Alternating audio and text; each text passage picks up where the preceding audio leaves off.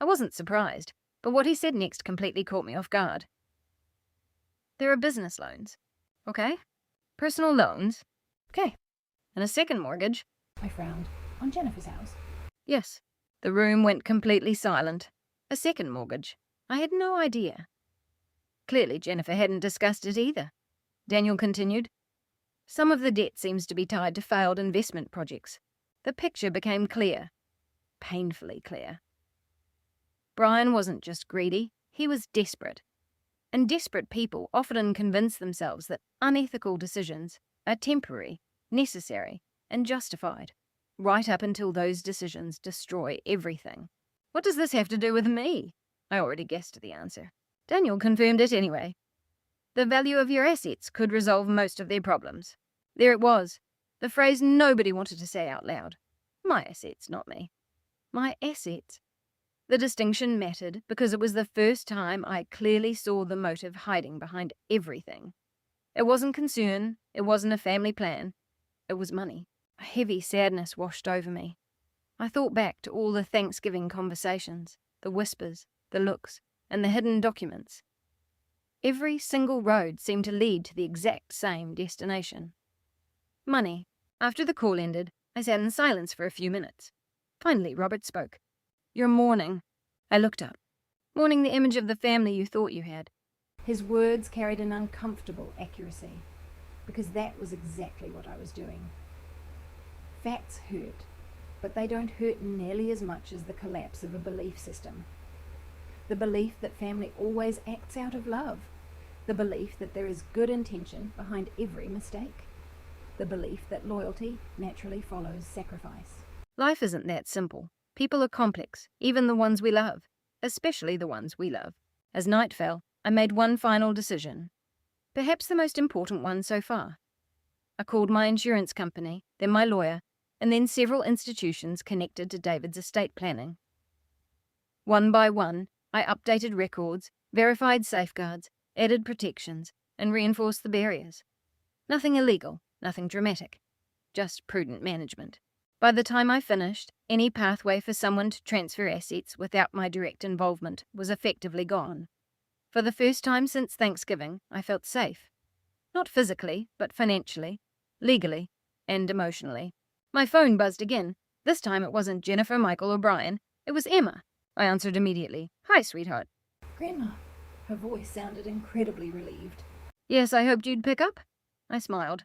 I will always answer your calls. There was a brief silence, and then she revealed something unexpected. Mom and Dad are fighting. I exchanged a look with Robert. About what? I think it's money. Money again. Always money. Emma hesitated, then lowered her voice. I heard Dad say, everything is ruined. I narrowed my eyes. Everything. Not Thanksgiving, not family relationships. Everything. A plan, a strategy. Something much larger than I had initially imagined. When the call ended, I found myself staring out the office window. The sun was setting, and the city lights were starting to flicker. For the first time in my life, I realized a vital truth. Thanksgiving didn't destroy my family. It just exposed it. The masks were slipping. The lies were unyielding. Beneath all the excuses and manipulation, the true motives had finally come into view. The question now wasn't whether they had a plan. The evidence already answered that. The question was how far they were willing to go, and whether they understood that I was no longer the woman they thought they could control. 3 days after Thanksgiving, I went missing. At least, that's what my family thought. The truth wasn't nearly as dramatic. I didn't vanish into thin air. I just stopped being available. For years, my life had been an open door. Anyone could call, anyone could visit, anyone could demand my time, my help, and my attention. And I always said yes. Now that door was shut. Not locked forever, just closed long enough for me to catch my breath. Long enough for me to think. Long enough for me to remember who I was before I became everyone else's solution. That's why, on a cold December morning, I found myself driving north along winding roads. The destination was nearly a 3-hour drive away. A small cabin hidden by the lake. It was a place David loved deeply. A place most people, including myself, had nearly forgotten about. The cabin appeared through the trees around noon. A modest structure of weathered wood, a stone chimney, and a wide front porch. Nothing luxurious, nothing conspicuous. Yet, the moment I saw it, my chest tightened. Memories came rushing back. Weekend fishing trips, quiet mornings, drinking coffee with David, walking along the water, conversations about retirement, and dreams of growing old together. Dreams that were never fully realized. I parked my SUV and sat quietly for a few minutes. The lake glistened under a pale winter sky. Snow covered the shoreline. The entire place felt untouched by chaos, untouched by betrayal, untouched by the things left behind in Ohio. For the first time since Thanksgiving, I felt something resembling peace. Inside, the cabin looked exactly as I remembered. David's fishing rods still hung in the corner. A few old photographs still sat on the shelves. A stack of books rested by the fireplace. Inside one of the books was David's bookmark. I carefully picked it up. It was a hardware store receipt, 3 years old. Somehow that tiny detail nearly made me cry. That's how grief works. Sometimes it's not the big things. Sometimes it's a forgotten receipt, a coffee mug, a jacket hanging in a closet, the evidence of an ordinary life. I spent the afternoon unpacking, building a fire, making tea, and watching the snow drift across the lake. For the first time in years, nobody needed me to do anything. Nobody expected anything from me. The silence felt strange at first, then comforting, and then indispensable. That night, my phone buzzed repeatedly. Jennifer, Michael, Brian. The pattern continued. Calls, texts, voicemails. I ignored them all. Not because I wanted revenge, but because I wasn't ready to hear their explanations. Explanations usually appear after people get caught. The truth appears before that. There is a difference. Around 7 p.m., another call came in. Emma, I answered immediately. Hi, sweetheart. Her relief was unmistakable. Oh, thank goodness. Are you okay? I've been so worried. Unlike everyone else, she sounded sincere. No agenda, no hidden motives, just care. The kind of care family is supposed to show. I'm fine. Where are you? I smiled. In a quiet place? She laughed softly. That sounds wonderful. Yes, it is. After a pause, her voice dropped. Things are really bad at home. I sat up straighter. What do you mean? Everyone is fighting. I wasn't surprised. Not anymore. About what? Mostly about you. I stared at the fire in the fireplace. Me? Dad keeps fighting with Mom. The words caught my attention immediately. Brian and Jennifer at the center of it all. What are they fighting about? Emma hesitated, then answered carefully. Money. That word again. Always about money. I felt a wave of sadness because every new discovery seemed to lead to the exact same place. Not care, not love.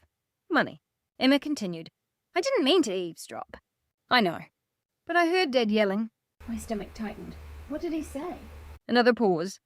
He said everything was supposed to be finished by now. Finished. The word lingered in my mind. Finished. As if a process had been interrupted. As if a plan had been delayed. What else did he say? He said, you ruined everything. I closed my eyes. For several seconds I couldn't speak. Not because the words were hurtful, but because they confirmed something. A person doesn't say, you ruined everything, unless they were expecting something specific to happen, something valuable, something important, and now that thing was gone. Emma's voice trembled. I'm sorry, Grandma. None of this is your fault. I know, sweetheart. But she didn't sound convinced. Like many children, she carried a burden that wasn't hers to bear. I changed the subject, asking about school, her drawings, her friends, normal things. For a few minutes, the conversation felt wonderfully ordinary. Then she said something unexpected. There's one more thing. The seriousness in her tone caught my attention immediately. What is it? I think you need to know. I leaned forward. The fire crackled beside me. Outside, the snow kept falling. Inside, my heart rate quickened. What happened? Emma took a deep breath. Last week, before Thanksgiving, Mom and Dad had someone over to the house. I listened intently. Who? I don't know. Okay. They were talking in Dad's study. My heart quickened. The study. The exact room where I had overheard the conversation on Thanksgiving Day. The room where all the secrets seemed to gather. I didn't mean to listen. Another apology from a child caught between loyalty and the truth. It's okay. I heard Uncle Michael's voice, too. That got my attention immediately. What were they discussing? Emma lowered her voice. The house. I wasn't surprised, but I kept quiet to let her continue. They kept mentioning your name. A chill passed through me. They said once everything was signed, things would be much easier. Signed, that word again. Signatures, paperwork, approvals, everything connected back to the same place. The forged signature, the property discussions, the desperation. Then Emma said something that changed everything. I recorded part of it. The room seemed to stand still. I thought I misheard her. What? I recorded part of the conversation. I sat motionless. You did? It was an accident. I was recording a video for a friend. She sounded nervous. I didn't know it was this important. The fire gave a loud pop. For several seconds, neither of us spoke. Finally, I asked, "Do you still have it?" Yes. My mind raced. A recording. Not a rumor, not a hypothesis. A recording. Actual evidence. Something concrete. Something real. I can send it to you. I looked at the empty seat beside me, just staring at the flames. Because suddenly the situation felt different. Not emotionally, but strategically. Up until now, most of what we found came from documents and investigations. Useful, important, but circumstantial. A recording could be something entirely different. A window into the truth. Raw, unfiltered. Would you be willing to send it to me? Of course. I smiled sadly. Thank you, sweetheart. After the call ended, I sat quietly for a long time. Outside, the lake had disappeared into the darkness. The cabin remained warm, safe, and peaceful. Yet my mind was racing. Emma, the recording, the conversation, the house, the signature, the plan. Every road seemed to converge toward a single point. The truth. For the first time in my life, I suspected that the evidence my family feared most wasn't hidden in bank records or legal files. It might just exist on a teenager's phone, waiting to reveal exactly what they said when they thought nobody was listening. The video arrived the next morning. I stared at the notification on my phone for a full minute before tapping it. Not because I didn't understand the technology, but because I was afraid of what I would hear. Some truths are much easier to suspect than to confirm. The file wasn't long, less than 7 minutes. But those 7 minutes would permanently alter the way I viewed my family. I immediately forwarded it to Robert and then to Daniel. Within an hour, the three of us were sitting together in Robert's office. The video was right in front of us on a laptop. Nobody spoke. Finally, Robert pressed play. The image was shaky, clearly recorded unintentionally at first. The camera pointed at the floor, with furniture occasionally appearing in the frame. Voices drifted in from another room. It was exactly the study Emma had described. The recording began with ordinary chatter, background noise, and the sound of people moving around. Then a familiar voice appeared. "Michael, we can't wait forever." My stomach tightened. Brian answered immediately. "I know." The room was dead silent as we listened. The conversation continued. There was no context, no introduction. Just people speaking freely because they believed no one important was listening. Michael sounded frustrated. "She won't do it willingly." Willingly. An interesting choice of words. Not agree, not choose. Willingly. As if my lack of cooperation were the problem. Brian sighed. "So we need another way." Another way. The phrase sent a chill down my spine. Robert paused the video. For a moment, nobody spoke. Then he resumed playback, and Jennifer's voice joined the conversation. "I don't like this." For the first time in weeks, I felt an unexpected emotion. Relief. Maybe Jennifer had opposed it all. Maybe she had tried to stop it. Maybe. But the next sentence shattered that hope. "I just don't want her to find out. Not, I don't want to do this. Not, this is wrong. Not, stop." She didn't object to the plan. She objected to being caught. My chest tightened. The video continued, and Brian spoke next. "Once the paperwork is processed, none of this will matter." The room became incredibly quiet. Paperwork again. Always paperwork. Always documents. Always signatures. Robert paused the recording once more. Daniel rubbed his forehead. Neither man looked surprised, only disappointed. I understood why. This evidence wasn't dramatic. It was worse than dramatic. It was real. People speaking honestly. People revealing their true nature. The video resumed, and seconds later, the phrase that changed everything appeared. Michael laughed softly and said, "If we can show she's confused, things become much easier." The phrase felt as if it sucked all the air out of the room. Confused air. Not aging, not vulnerable. Confused. A legal term. A strategic term. A dangerous term. I stared at the screen, unable to move, unable to blink, unable to fully digest the words I had just heard. Robert paused the video again. The office was filled with silence. Finally, I spoke. "What does that mean?" His answer came immediately. "It means they are discussing your competency." My heart sank. Legal capacity. Mental capacity. The ability to make decisions. The ability to control property. The ability to say no. Everything suddenly made sense. The nursing home discussion, the secret meetings, the forged signature, the pressure, the urgency. They weren't just trying to influence me. They were discussing how to completely strip away my rights. Daniel leaned forward. "The phrasing is deeply concerning. Deeply concerning. An investigator's warning." Robert kept playing the video, and the conversation grew worse. Jennifer sounded nervous. "What if she refuses?" Brian answered immediately. "Then we have to accelerate the timeline. Accelerate the timeline. Not reconsider. Not stop. Accelerate." The confidence in his voice chilled me because it indicated planning, preparation, and momentum. This wasn't a spontaneous discussion. It was a strategy already in motion. Then another voice came through, Michael again. "Once the house is sold, most of the problems disappear." There it was. The house. The center of everything. All these conversations seemed to revolve around this single goal. A goal deemed worthy of sacrificing relationships, manipulating family, lying, and betraying a mother. The video ended shortly after. There were no dramatic confessions, no criminal mastermind speeches. Just ordinary people discussing extreme selfishness.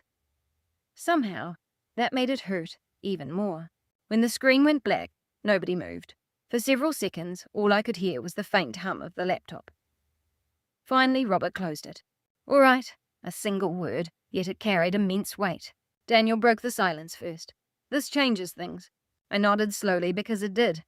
Up until now, most of what we uncovered could be explained away. Misunderstandings, errors in judgment, poor communication. But not anymore. This recording revealed intent. While it might not be legally perfect or definitive, emotionally, it revealed everything. I sat quietly, trying to process it all, trying to connect those voices to the people I loved. Because that remained the hardest part. I loved them even now, even after everything that had happened. Love doesn't stop on command. If only it were that easy. Finally, Robert opened another folder. "What's next?" I looked up. The question hung between us. What's next?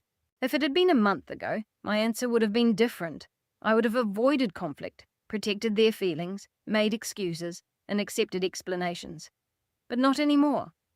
I thought about Thanksgiving, the folding table, being ignored when I arrived, the conversations that stopped the moment I entered the room, the false concern, the hidden documents, the video, David's letter, everything. Then I made a decision. "I want to see them." Both men appeared surprised. "Are you sure?" Robert asked. "You don't have to rush into this?" "I'm not rushing." I already knew the answer. The decision felt calm, certain, and necessary. I wasn't seeking revenge. I was seeking the truth. There is a difference. Daniel leaned back in his chair. "If we do this, it should happen here." I nodded. Agreed. Neutral ground, a professional environment, with witnesses present. No arguing in someone's kitchen, no emotional ambushes, no manipulation. Just the facts. Robert opened his calendar. "We can arrange it." For the next hour, we discussed logistics, dates, documents, evidence, legal considerations, and practical matters. Yet beneath it all existed another reality. Soon I would be sitting across from my children, looking into their eyes, and listening to whatever explanation they chose to offer. A part of me felt terrified. Another part was looking forward to it. Because uncertainty is exhausting. At least the truth allows things to move forward. Ultimately, at the end of the meeting, Robert handed me a document. I recognized it immediately. An amendment related to my estate plan, my trust, and my beneficiaries. I looked up. "What is this?" "A choice."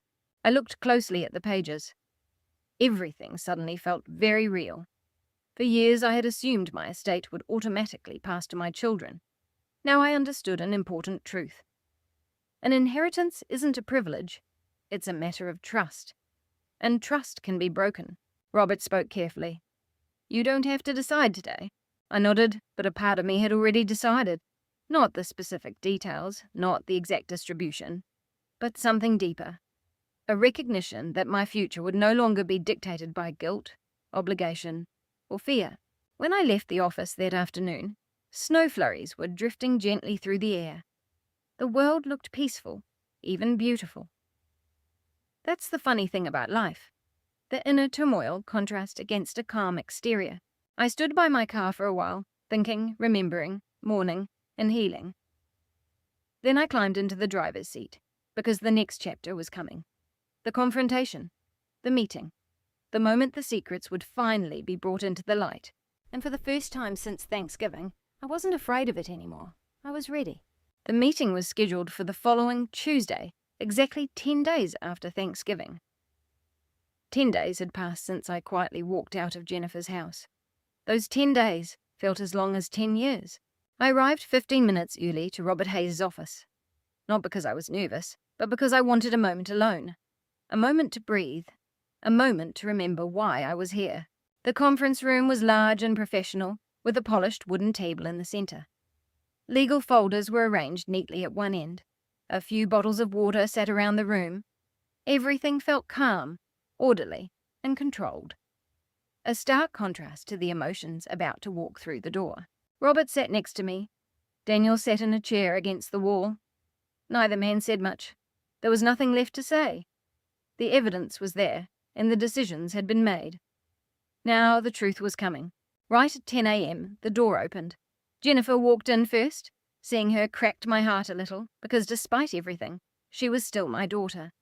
Still the little girl whose nightmares I used to chase away. Still the teenager who cried in my arms after her first heartbreak. Still someone I loved, and that made this much harder. Michael followed behind her, looking tired, older, and stressed. Brian walked in last. The moment he noticed Daniel sitting in the room, his expression changed instantly. Interesting. Very interesting. For a moment, nobody spoke. The silence lingered, heavy and uncomfortable. Finally, Jennifer broke the silence first. "Mom?" Her voice was trembling. I nodded politely. "Jennifer?" Tears immediately filled her eyes. Years ago, that sight would have shattered my resolve. But not today. Today, I needed the truth more than tears. Everyone took a seat, and the room fell quiet again. Robert crossed his hands. "Thank you all for coming?" No one responded. Jennifer looked directly at me. "We've been worried sick." The phrase echoed in the air. I considered it carefully, then answered honestly. "No." Confusion crossed her face. "What?"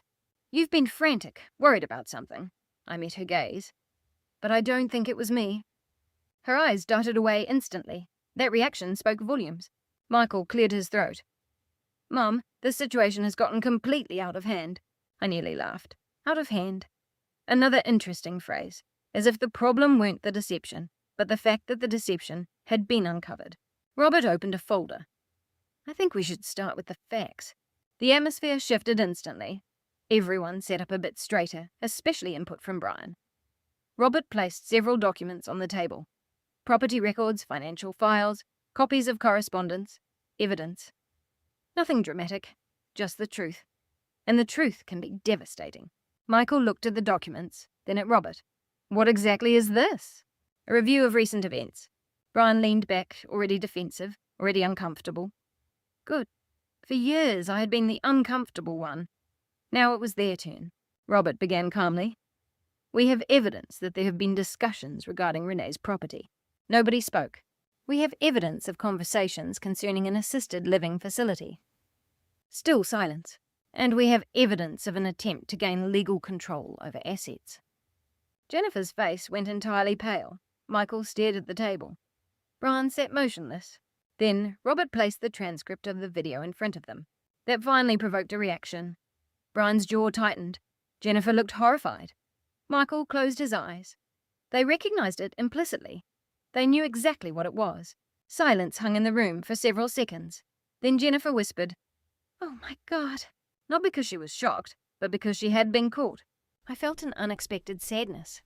Not satisfaction, sadness. Because watching your children realize they can no longer hide brings no joy whatsoever.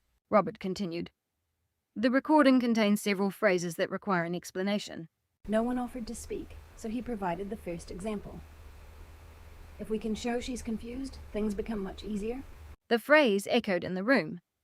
Jennifer began to cry. Michael looked physically ill. Brian remained silent. I watched all three of them carefully. Not a single person denied saying it. That was significant. Robert continued. Once the paperwork is processed, none of this will matter. Still silence. Once the house is sold, most of the problems disappear. The room felt smaller, heavier, and harder to breathe in. Finally, I spoke. It was the first thing I had said to them all morning. Which house? Everyone looked at me. I repeated myself. Which house were you planning to sell? Michael swallowed hard. Jennifer wiped her eyes. Brian answered first. A mistake. A very big mistake. Renee? No. I raised a hand, and his mouth shut instantly. You do not get to call me Renee. The room went completely quiet. For the first time, I saw uncertainty in Brian's eyes. Good. I continued. You spent months discussing my future without me. My voice remained calm, steady, and controlled. You discussed moving me away. Nobody responded. You discussed my property. Still silence. And you discussed how to show I was confused. Jennifer cried harder. I looked directly at her. Did you think to ask me what I wanted even once? Her shoulders slumped. No. The answer barely escaped her lips, but it was enough. No. One word. A devastating word, because it contained the truth. No, they hadn't asked. Not once. I turned to Michael. Did you? He stared at the table. No. Another truth. Another wound. Then I looked at Brian, the architect, the person at the center of it all. And you? His expression hardened. For the first time, defense replaced fear. We were trying to help. The phrase nearly made me laugh. Help. What a beautiful word. What an ugly excuse. I asked calmly. Help me. Or help yourselves. The silence answered for him. Robert slid another document across the table, and Brian recognized it immediately. The debt report. The color drained from his face. Now, everyone knew. Jennifer looked at the numbers, then at her husband. What is this? Brian didn't answer. She looked again. What is this? Still silence. Then the slow, painful realization hit her. The second mortgage, the loans, the business debt. Everything. Jennifer stared at him as if looking at a stranger. The tears stopped, replaced by shock. You told me we were fine. Brian turned his head away, and at that moment, everything unraveled. Not because of me, but because lies can rarely survive in the sunlight. Michael finally spoke, his voice sounding defeated. It wasn't supposed to get to this point. I looked at him, the little boy who used to bring me dandelions, now an adult man sitting across from me. Where was it supposed to go? There was no answer because there wasn't one, only regret, and regret arrived too late. A few minutes later, Jennifer spoke, her voice barely audible. I was angry. The confession surprised everyone, including herself. I kept quiet to let her continue. After Dad died, the tears returned. Everyone talked about how much he loved you. The room became very quiet, very still. I know it sounds ridiculous, she grimaced through her tears, but I was jealous. I blinked, not because I understood, but because I had never anticipated those words. Jennifer wiped her face. He always put you first. Pain filled her expression, and I hated that. The confession felt honest, raw, and unexpected. Perhaps it was the first time that morning that a truth, rather than an excuse, had emerged. An ugly truth, but the truth nonetheless. Michael stared at his sister in shock. Brian kept his eyes away. And I sat there, realizing something heartbreaking. This wasn't just about money. Money accelerated everything, but beneath it all existed years of resentment, insecurities, jealousy, weakness, unhealed wounds. Human flaws that, if left unaddressed, tear families apart. I looked around the room at my children, at the evidence, and at the damage caused. Then I realized an important reality. This confrontation wasn't really about proving guilt. We already knew that. It was about deciding what happens next. And that decision belonged to me. Silence remained in the room after Jennifer's confession. No one seemed to know what to say next. Not even Robert. For a long time, all we could hear was the faint hum of the heating system. I looked around the table at my daughter, my son, and my son-in-law. People I had loved for decades. People I still loved. And the people who had hurt me deeper than anyone else ever could. The strange thing about betrayal is that eventually the anger burns out, leaving behind pure sadness. Not just sadness for what happened, but sadness for what could have been, What should have been? I folded my hands together and spoke, my voice not loud or dramatic, just earnest. When your father passed away, I lost the love of my life. Nobody interrupted. I lost my best friend. Jennifer wiped her eyes. Michael stared at the table. I continued. After that, I spent years trying to hold this family together. Memories rushed into my mind. Birthdays, Christmas mornings, hospital visits, graduations, phone calls, and family dinners. Thousands of tiny acts of love. Thousands of sacrifices no one ever saw. I kept inviting everyone over. My voice trembled slightly. I kept calling. Nobody moved. I kept showing up. I looked directly at Jennifer, even when you had stopped responding. New tears rolled down her cheeks. Then I turned to Michael. Even when every conversation turned into a discussion about paperwork. His eyes filled with shame. I wasn't trying to hurt him. The truth was doing the work on its own. Finally, I looked at Brian. The silence between us stretched out, long, uncomfortable, and necessary. You viewed me as an asset. He shook his head immediately. No. I raised a hand. Stop. The word halted him because we both knew. The evidence spoke for itself. The recording, the meetings, the debt, the forged signature, everything. There was nothing left to argue. For the first time since entering the room, Brian appeared truly defeated. Not angry, not defensive, just defeated. Perhaps that was appropriate, because every plan he had constructed was collapsing. Not because I destroyed it, but because it was fundamentally wrong from the start. I took a deep breath and reached into my folder for several documents Robert had prepared. Documents I had reviewed repeatedly, representing a decision. The most significant decision of my life. I pushed them across the table. Jennifer frowned, Michael looked confused, and Brian recognized them instantly. The trust documents, the estate files, the amendments to the beneficiaries. The room became incredibly quiet. Robert explained calmly. Renee has made modifications. Nobody spoke. Jennifer's face went white. Michael looked stunned. For the first time in my life, I realized an important reality. Months ago, this moment would have terrified me, but not anymore. Because I wasn't acting out of anger. I was acting out of clarity. There is a difference. A massive difference. I looked directly at my children. You spent months deciding my future. My voice remained calm. So now I am deciding my own. Jennifer began to cry again. Mom, please. I shook my head gently. You need to listen to this. She went quiet, and everyone else did too. For years, I belonged to a mindset that love meant endless forgiveness. I paused. I was wrong. The room remained dead silent. Love without boundaries becomes enabling. The phrase seemed to land heavily, especially on Jennifer and Michael. I broke that pattern. Forgiveness and trust are not the same thing. More silence. You can forgive someone and still refuse to allow them to affect your peace again. I looked down at the documents, then back up at them. That is what I am doing now. Nobody argued, nobody denied it, because there was nothing left to deny. Finally, Michael spoke, his voice sounding broken. Now what? The question lingered in the air. Now what? For days, I had been asking myself the same question, and now I finally knew the answer. I'm leaving. Jennifer stared at me. What? I'm leaving. The words felt remarkably peaceful. Not bitter, not dramatic, just calm. Michael blinked. Leaving to go where? I smiled slightly. For the first time in my life, I don't need to tell anyone. That wasn't cruel. It was freedom, a freedom I hadn't experienced in decades. Jennifer shook her head. You can't mean forever. I considered the question carefully, then answered honestly. Not forever. A look of relief flashed across her face for just a second before I finished the sentence. But things will never go back to the way they were. The relief vanished because she understood. We all did. The old relationships were gone. Trust, once broken, doesn't magically reappear.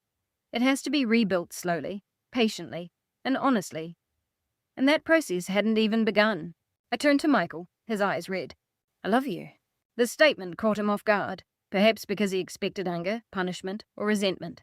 Instead, he got the truth. I will always love you. Tears filled his eyes.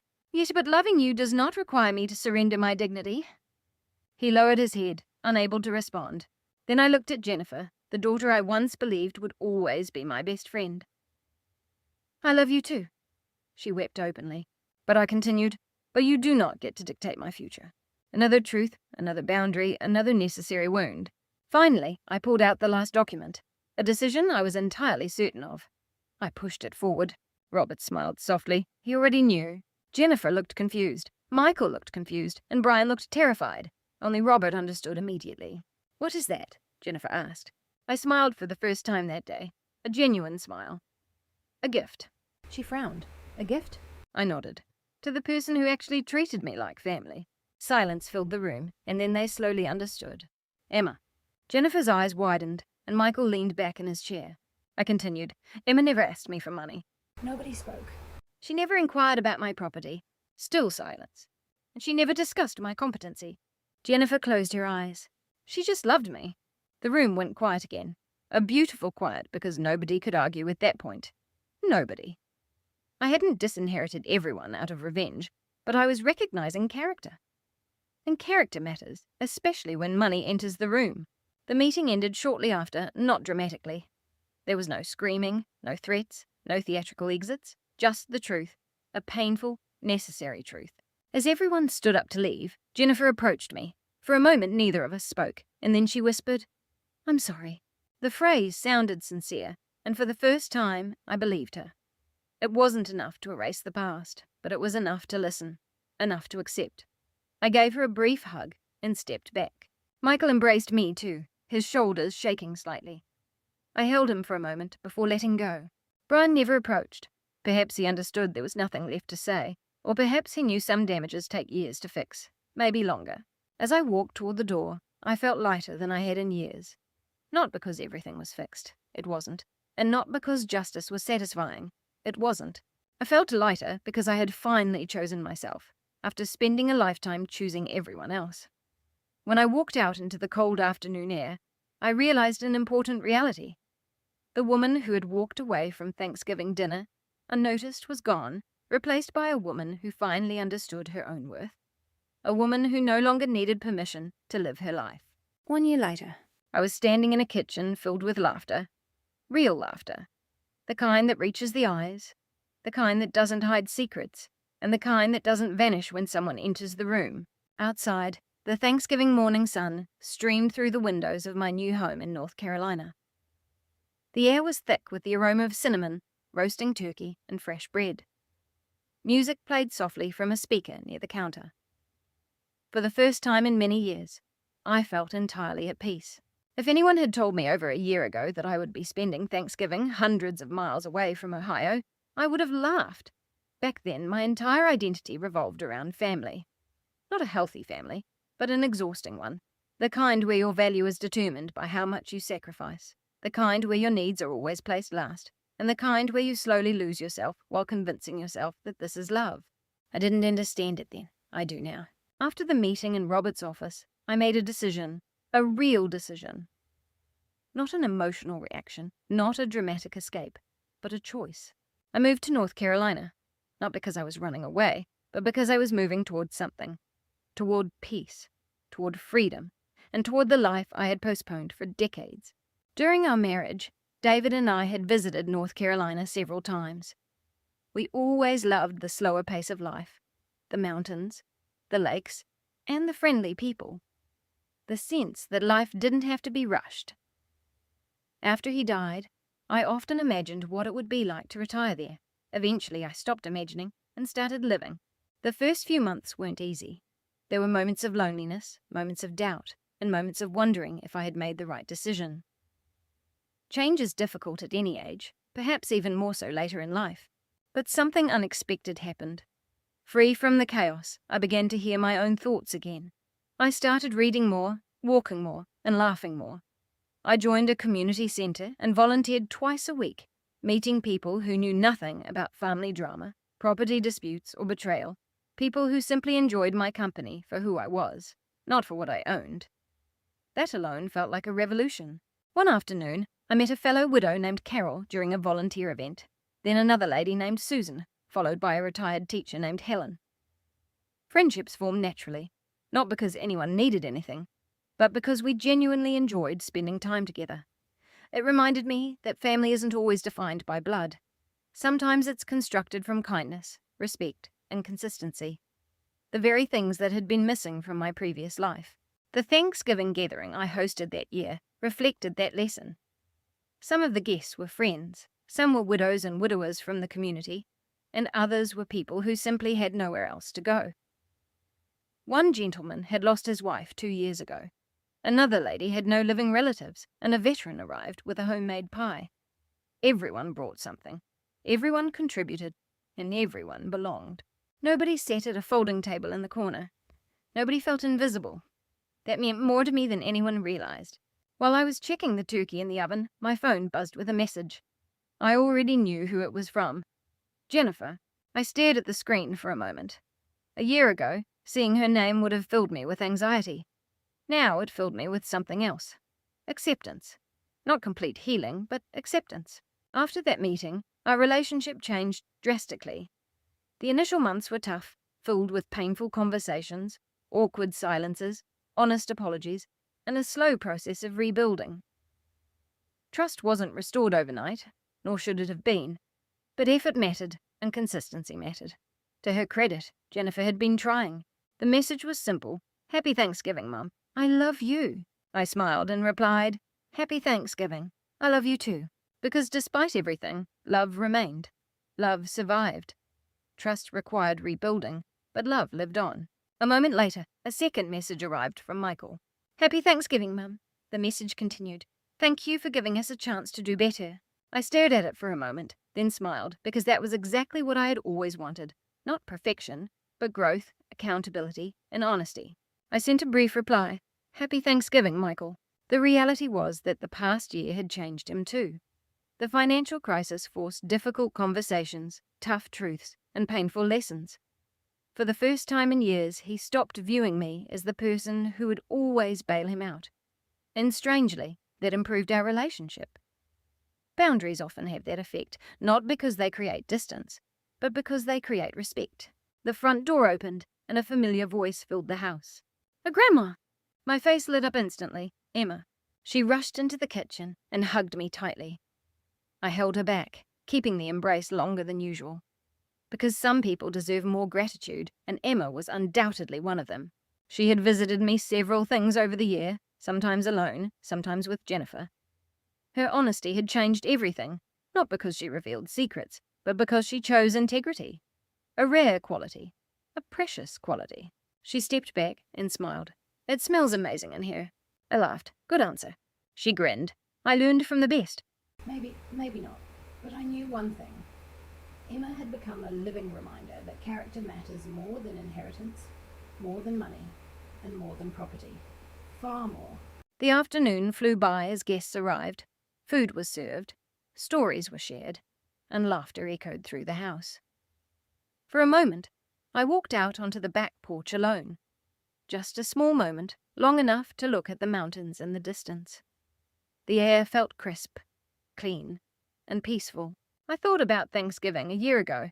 The ignored conversations, the folding table, the silent exit, the heartbreak, the betrayal, everything.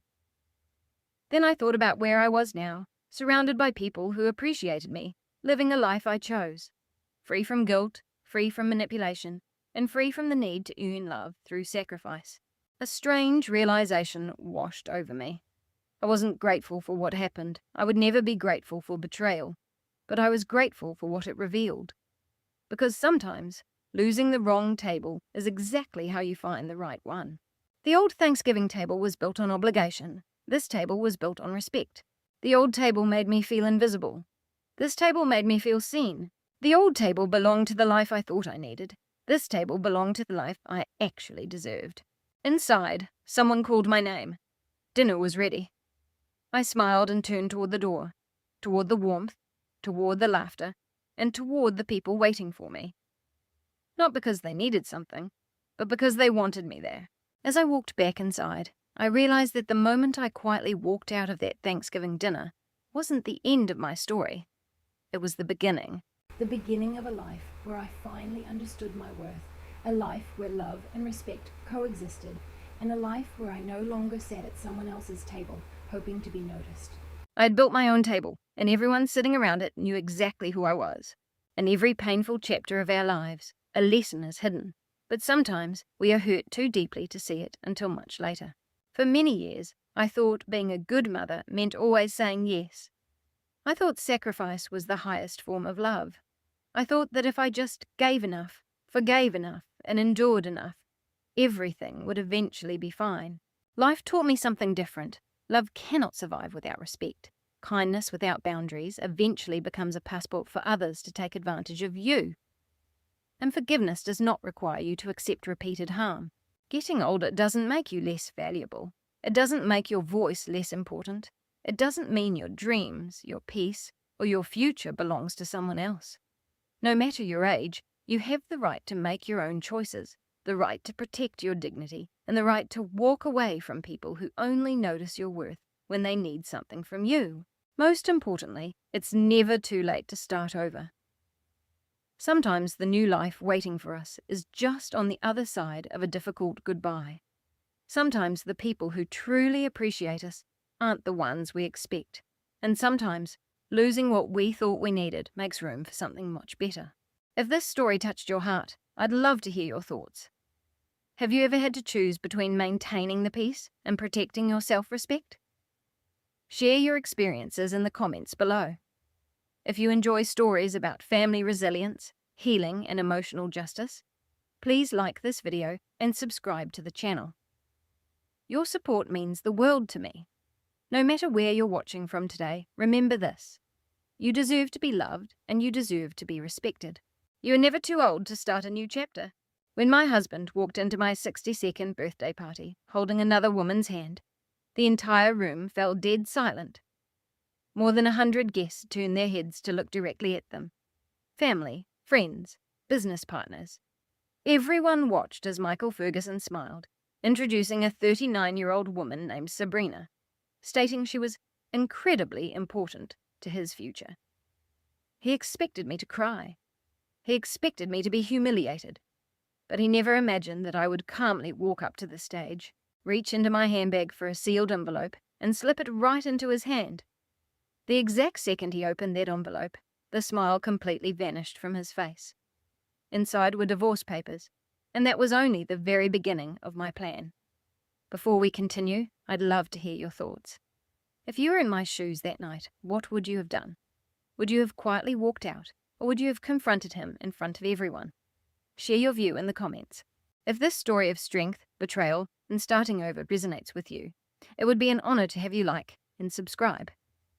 Also, let me know where you're watching from and what time it is over there. I always love reading your messages. My name is Christine Ferguson.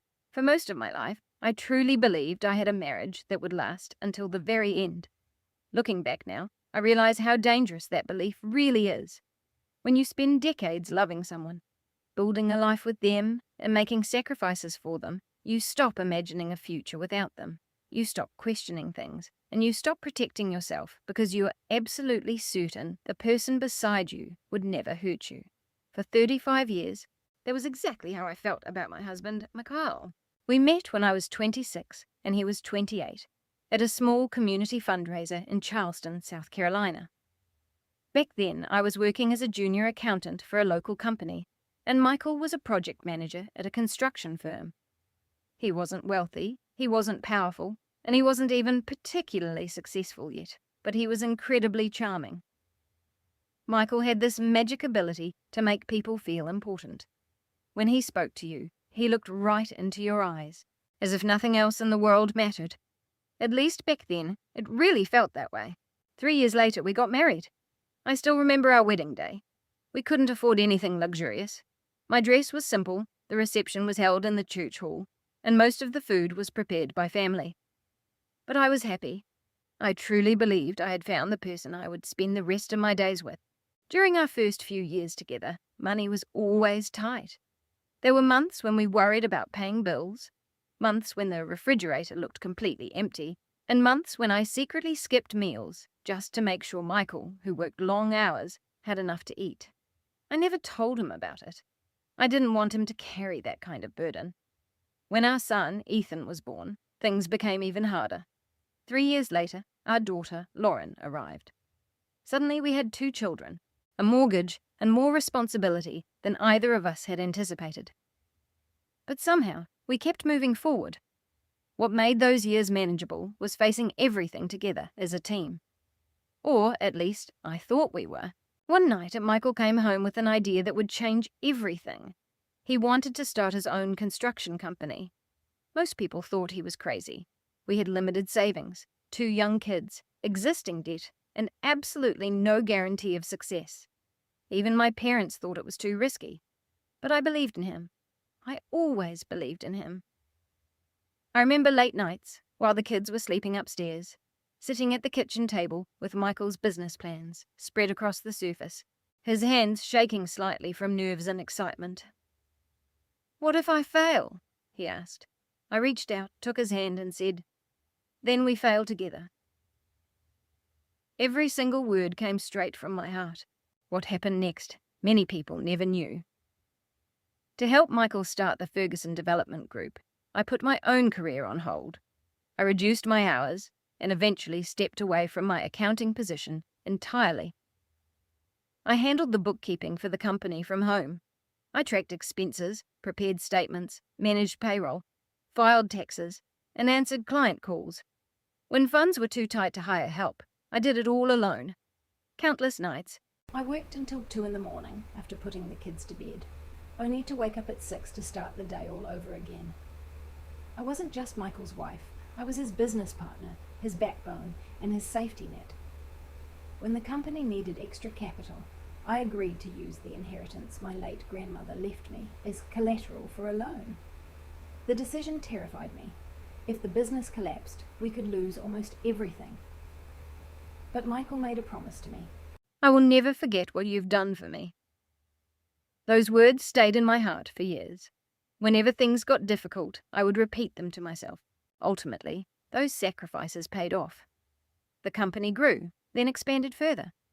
New contracts rolled in, more employees were hired, and the revenue increased. For the first time in our lives, we felt financially secure. We moved into a beautiful house outside of Charleston. It wasn't a mega mansion, but it had a gorgeous porch overlooking the water. The kind of place we used to think only wealthy people could afford. I remember standing in the backyard one afternoon, watching Ethan and Lauren play, while Michael wrapped his arms around me from behind. "We made it," he whispered. At that moment, I believed him. Years passed, and the children grew up. Ethan earned his business degree and built a successful career in corporate consulting. Lauren became a teacher. I was incredibly proud of both of them. Our family wasn't perfect. No family is. But from the outside, we looked happy, successful, stable, and deeply blessed. We were the couple young people would look at and say, "I hope we're like them one day." If anyone had told me back then that my marriage would eventually fall apart in front of 100 people, I would have laughed. I would have thought they were crazy. Because even as Michael became more and more successful, I never doubted his loyalty. Not once. I trusted him completely. Perhaps that was my mistake. The initial changes were subtle, so subtle that I actually ignored them. Michael began spending more time at the office. At first it seemed perfectly reasonable. The company was expanding, and more projects meant more responsibility. I understood. Then came the business trips, the late-night meetings, and the constant distraction whenever we were together. At the dinner table, his mind seemed entirely elsewhere. His phone was always within reach, but his attention was rarely on me. Even so, I made excuses for him. I told myself he was stressed, too busy, and overworked. I chose to believe it because the alternative was too painful to consider. One night I was talking about plans for our upcoming anniversary, and Michael looked up from his phone with a blank stare, asking, "What?" I had already repeated it twice. That moment only lasted a few seconds, but something deep inside me shifted. For the first time in 35 years, I was sitting right next to my husband and feeling completely alone. I didn't know it then, but that feeling it was the beginning of everything. The beginning of questions, the beginning of secrets, and the beginning of a truth I never wanted to discover. Soon enough I would learn that the man I had spent a lifetime trusting was no longer the man I thought I knew. For a long time, I convinced myself that everything was fine, That's what many women in decades-long marriages do. We find excuses for the warning signs because accepting the truth is far more terrifying than ignoring it. At least, that's what I did. Michael's transformation didn't happen overnight. It came slowly, showing itself piece by piece. First, it was coming home late, then the trips, and then the constant distraction. But eventually, the tiny details became impossible to ignore. One morning, I noticed Michael standing in front of the bathroom mirror longer than usual. He was checking his hair, not just combing it, but examining it closely. A week later, I noticed he had started colouring his grey hair. The man who used to joke about getting older suddenly seemed obsessed with looking younger. The month after that, new clothes started appearing in our closet. Designer shirts, expensive shoes, and custom jackets. Michael had never cared much about fashion before. For most of our marriage, I practically had to beg him to replace worn-out clothes. Now he was spending hundreds of dollars without saying a word. "New shirt?" I asked one night. He barely looked up. Needed it for a client meeting. The answer sounded reasonable, yet another new shirt appeared the following week, and then another. Soon he looked more like a man preparing for a first date than a husband of 35 years. The gym became another mystery. Michael had never enjoyed working out. Suddenly he was going 5 mornings a week, sometimes 6. He bought expensive athletic wear, protein supplements, and even hired a personal trainer. I tried to laugh it off. "Trying to impress someone," I teased one morning. For a split second, his expression changed. It was just a second, but I saw it. Then he smiled. "Maybe I'm trying to impress my wife." I smiled back, but his response felt rehearsed, like a line he had already prepared. The most significant change was his phone. For decades, neither of us cared about passcodes. If my phone rang, Michael would answer. If his rang, I would answer. No secrets. At least there used to be none. Then, one afternoon, I picked up his phone from the kitchen counter because it kept vibrating. I wasn't snooping. I just wanted to hand it to him. The screen lit up. It required a passcode. I froze. Michael had never locked his phone before. When he walked into the room, I casually brought it up. "Oh, corporate policy," he answered immediately. "Security protocols." Again, the explanation sounded plausible. Yet my intuition was whispering the exact opposite. Over the next few months, I noticed his new habits. Michael never let the phone leave his side. If he went to the restroom, the phone went with him. If he walked outside, the phone went with him. If he fell asleep in the living room, the phone remained tucked in his pocket. The secrecy felt incredibly unnatural, especially for a man who had been completely transparent for decades. One night, the two of us were having dinner alone. Lauren had moved into her own place years ago, and Ethan was living in Atlanta. The house felt much quieter than before. I was talking about a charity event I was planning, and halfway through, I realized Michael wasn't listening at all. His eyes were fixed on his phone under the table, and he was smiling. Not a polite or casual smile, but a private smile. The kind people have when reading a message from someone who makes them feel excited. A knot formed in my stomach. "Michael." No response. "Michael." He looked up. "What?" I stared at him. "I've been talking for 5 minutes." He let out an exaggerated sigh. "You don't have to make everything a massive issue, Christine." The words hit harder than I expected.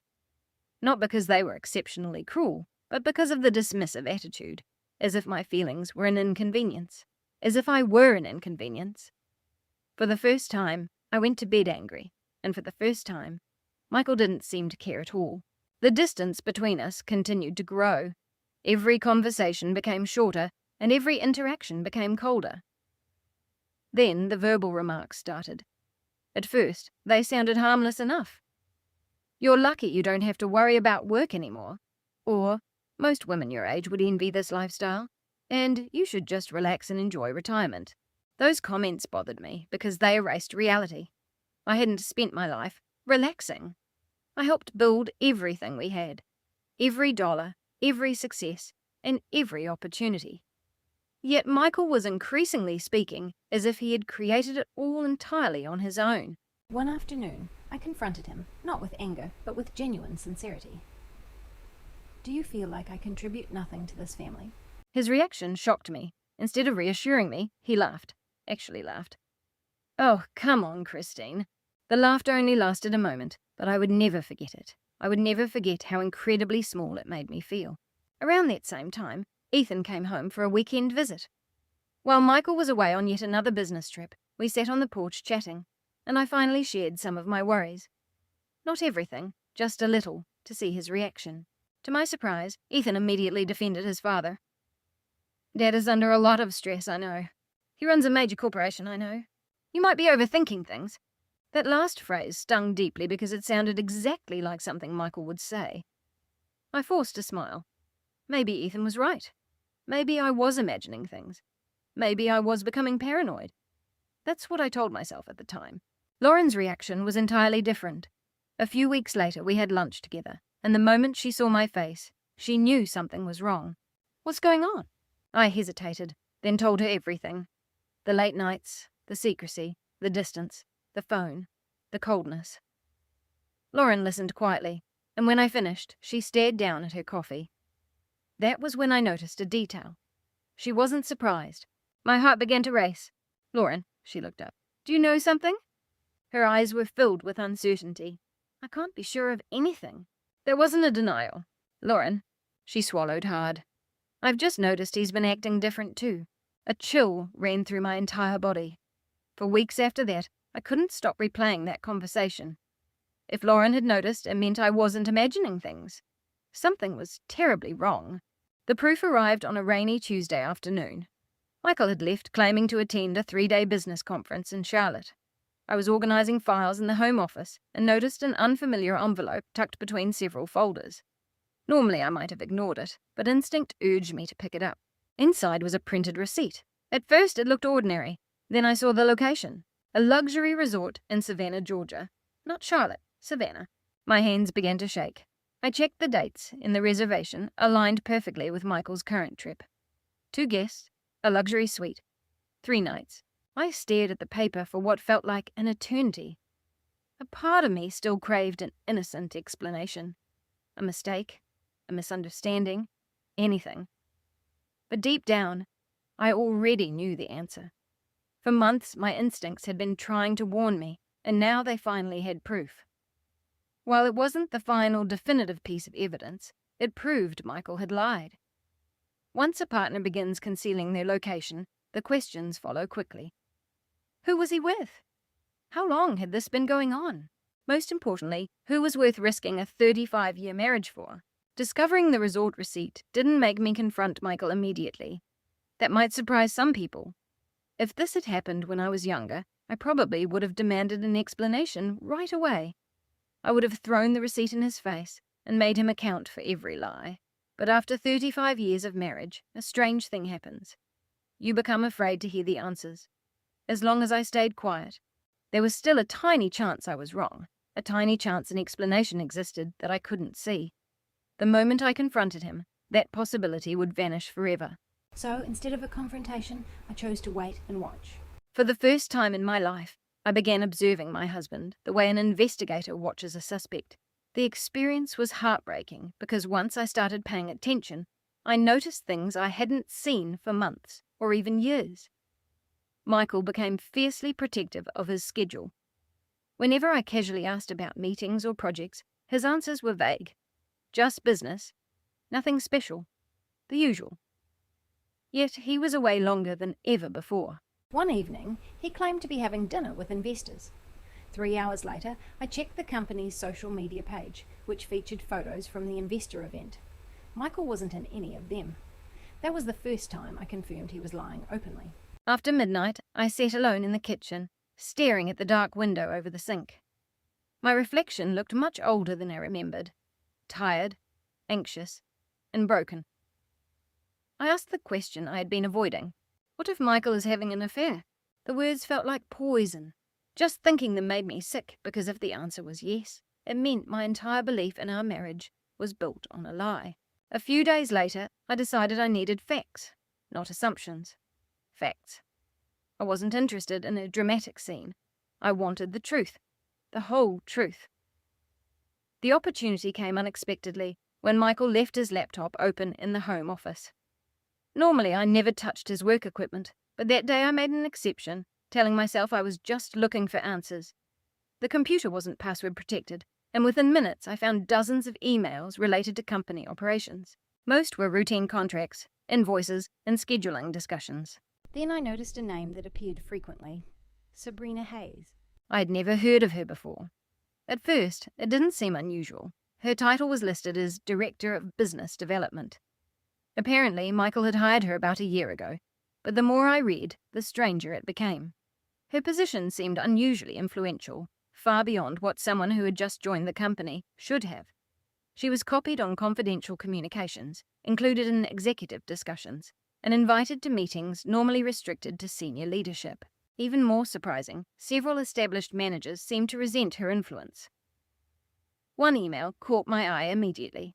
A department head had written, "Since Sabrina has no background in accounting or operations, why is she attending financial strategy sessions?" Michael's reply was brief: "Because I trust her judgment." I read that line 3 times. Because I trust her judgment. The phrasing felt personal rather than professional, and my stomach turned. Over the next week, I quietly continued gathering information.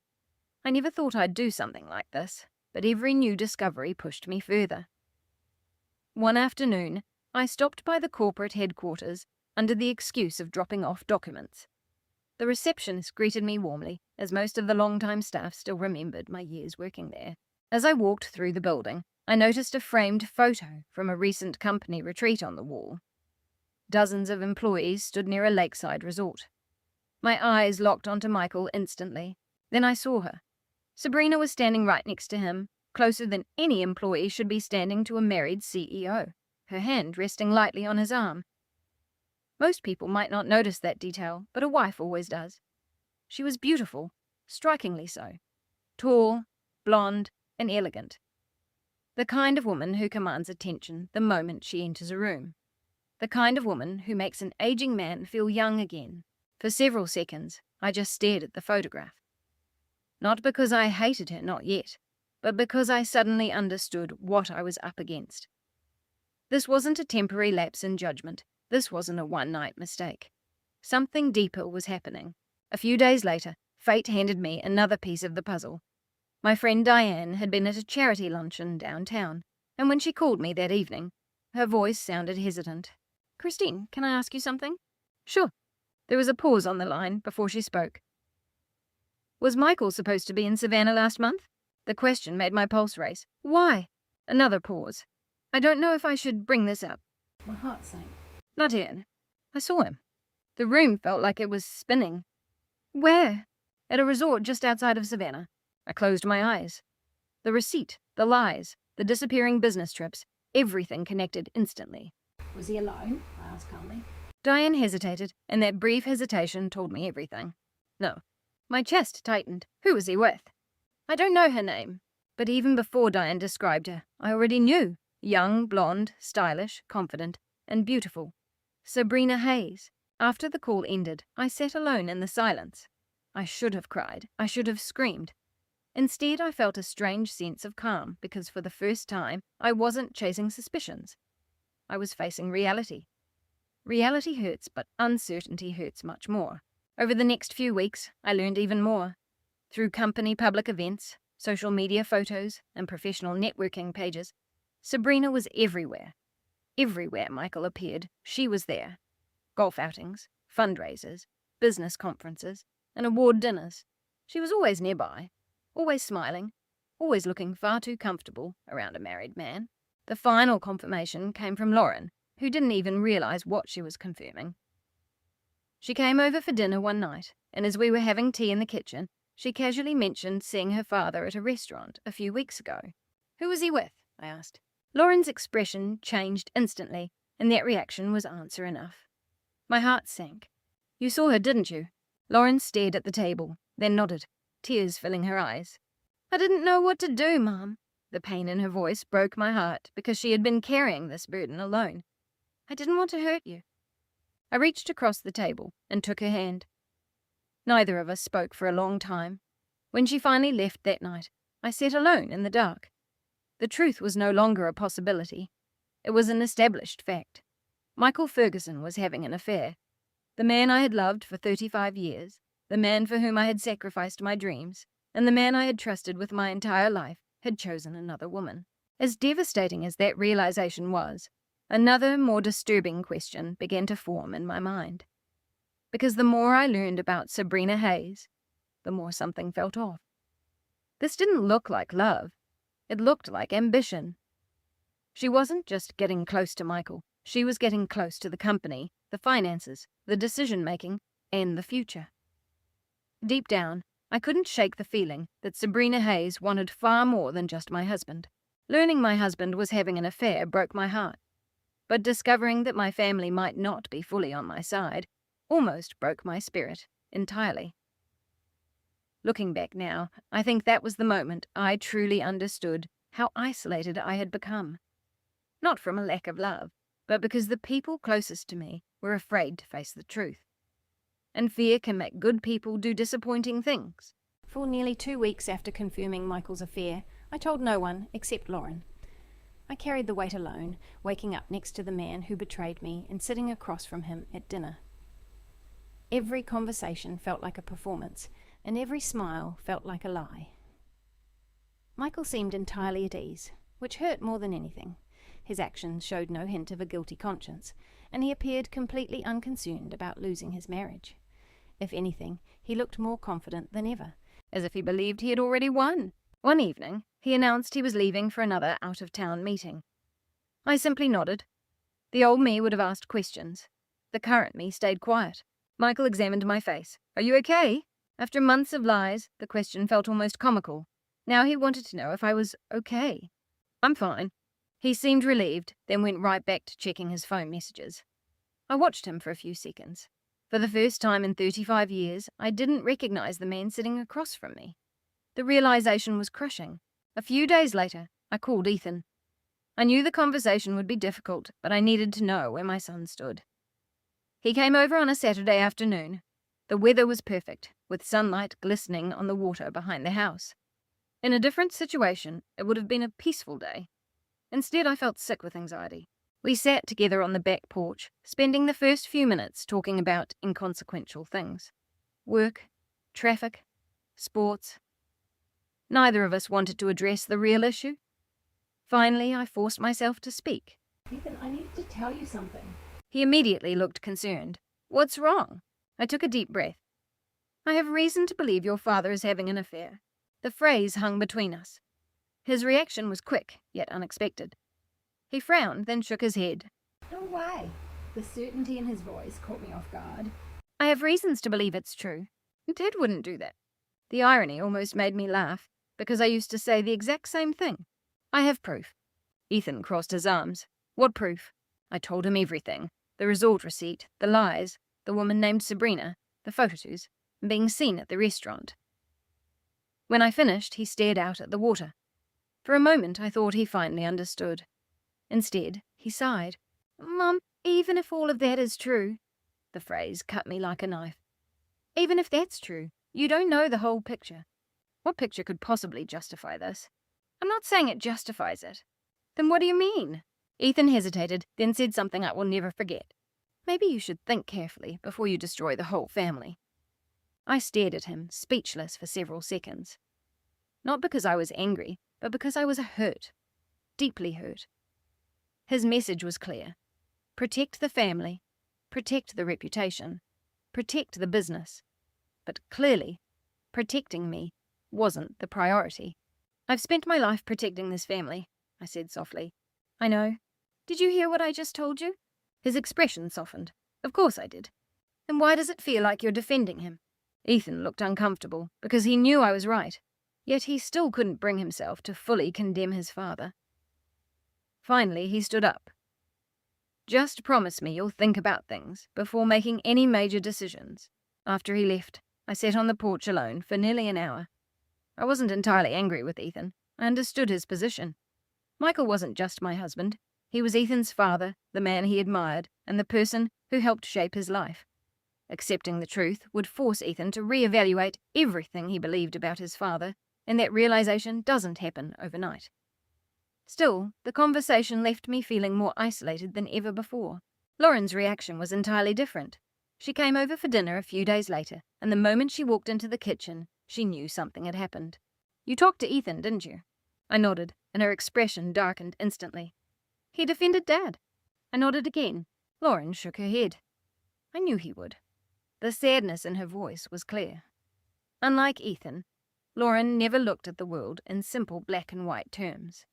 She understood how complicated people could be, and she had seen enough to know things were incredibly bad. I don't know what to do anymore, I admitted. The confession surprised even me. For most of my life, I had been the strong one, the stable one, the problem solver. Now I felt completely lost. Lauren reached across the table and took my hand. Mom, I looked up. You shouldn't have to carry this. The phrase almost broke me because it was the first time anyone had said those words to me. I felt tears rush to my eyes, not because she solved my problems, but because she validated my pain. Sometimes that's enough. We sat in silence for a few minutes, and then Lauren asked a question. What do you want? I opened my mouth, then stopped because I truly didn't know. Did I want Michael to come home and confess? Did I want him to beg for forgiveness? Did I want him to end the affair? Or did I just want my old life back? The reality was far more complicated than that. The thing I wanted most was already impossible. I wanted to restore 35 years of trust. I wanted certainty, and I wanted the innocence we once had. But none of that could happen. Once trust is broken, something fundamental changes, and it cannot be recovered even if the marriage survives. The following week, another event forced me to face a painful reality. I attended a charity fundraiser with Michael. Throughout the evening, he barely acknowledged me, spending most of his time talking with business partners. At one point, I approached a group conversation. The moment I joined, Michael interrupted the flow. We're discussing company strategy. The implication was obvious. This wasn't a conversation you should be part of. The humiliation was subtle, yet unmistakable. Years ago, I was the one who helped build this company. Now, Michael treated me like an outsider, someone who understood nothing. Driving home that night, I stared out the passenger window. Michael talked about business opportunities as if nothing had happened, as if he hadn't been deceiving me for months, as if our marriage weren't crumbling beneath the surface. That was when the realization finally hit me. Michael wasn't worried about losing me at all. He believed down to his core that I would stay. After 35 years of sacrifice, loyalty, and forgiveness, he assumed I would tolerate anything. The affair, the lies, the disrespect, all of it. For the first time in my life, I began to think. Leaving might be the only language he actually understands. But before making any decisions, I needed answers. Real answers, not guesses or suspicions. I needed to understand exactly what Michael was doing, and more importantly, what he was hiding. Because deep down, I had a growing feeling that the affair was only part of the story. Everything changed when I stopped thinking like a wife and started thinking like an accountant. For months I had focused on the affair, the lies, the betrayal, and the emotional trauma. But after talking with Ethan and Lauren, I began looking at the situation from a different angle. Michael wasn't just my husband. He was also the CEO of a company I had helped build from the ground up. If there's one thing I understand better than most, it's a paper trail. Numbers rarely lie. People do. The following Monday morning, I called an attorney named Rebecca Lawson. Years ago, a friend who had gone through a difficult divorce highly recommended her. I arrived at her office feeling incredibly nervous. Not because I doubted my choice, but because walking into that building felt like admitting my marriage was truly in jeopardy. Rebecca greeted me warmly. She was in her 50s, confident and composed, the kind of woman who instantly makes you feel secure. After listening to me for nearly an hour, she leaned back in her chair. Christine, I need to ask you something. Sure. In the early days of the company, how involved were you? I almost laughed. Extremely involved. Can you be more specific? So, I told her. I explained how I handled the bookkeeping, payroll, tax records, loan applications, financial planning, and vendor accounts. I described how I used my inheritance as collateral when the company was struggling. I described signing documents that many spouses might never even see. Rebecca listened carefully, then asked another question. Do you still have copies of those records? I blinked. Some of them. Find them. The seriousness in her voice caught my attention. Why? She folded her hands. because I think your husband may have forgotten a few things." That was the first time that day I felt an emotion other than sadness, curiosity. That night, I began searching through old storage bins in the home office. Years of records filled the filing cabinets and closets. Many people might have thrown these papers away, but I never did. The accountant instinct in my bones made me keep everything. By midnight, my dining table was covered with folders, loan agreements, corporate documents, property records, tax returns, and ownership papers. Some were over 20 years old, dating back to the very beginning of Ferguson Development Group. As I reviewed the documents, memories came rushing back. Every risk taken, every sacrifice made, every sleepless night, and every decision Michael and I had faced together. Looking deeper, I realized an important truth. Many of the assets were tied to me, not just through marriage, but legally and directly. Several properties acquired during the company's early expansion still carried documentation tied to my guarantees. In some cases, my signature sat right alongside Michael's. In others, my financial history was the key to getting the loans approved. I wasn't just a wife, I was a vital piece of the foundation. The discovery gave me a strange sense of strength. For months, Michael had made me feel irrelevant, but these documents told an entirely different story. 2 days later, I returned to Rebecca's office carrying several boxes. She spent hours reviewing the files, becoming increasingly intrigued. Finally, she looked up. "These are highly significant." "What?" "The role you played is far larger than that of a typical spouse." I nodded. "I know." "Does Michael know this paper trail still exists?" I thought about it, then shook my head. Probably not. Michael rarely focused on old records. He was always looking toward the future, the next contract, the next deal, the next opportunity. Meanwhile, I had quietly preserved decades of history. Rebecca suggested bringing in an independent financial expert, a forensic accountant who could review the company's activities in detail. A week later, I met Nathan Cole. Nathan was in his 40s with years of experience investigating financial disputes. After assessing the situation, he agreed to help. The investigation began slowly. At first, Nathan requested public records, corporate filings, property transactions, and business registrations. Nothing unusual.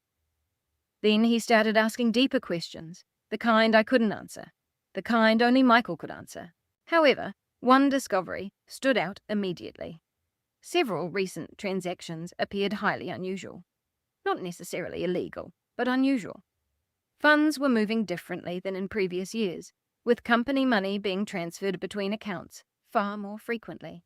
A few consulting fees were significantly larger than expected, and some vendor relationships had strange structures.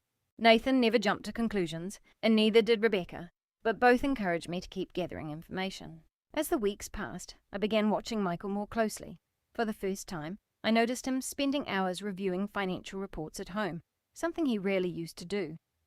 He frequently locked himself in his office for hours, and if I walked into the room unexpectedly, he would immediately minimize his computer screen, close files, and change the subject. The behavior was highly suspicious. One night, I casually asked how business was going. "Great," he said immediately. "Any challenges?" "None." The response was too fast, almost like it was rehearsed. I watched him carefully. The man sitting across from me looked confident, but he didn't look relaxed. Tension hid beneath the surface. Something was weighing on his mind. I could tell. The following month brought another surprising discovery.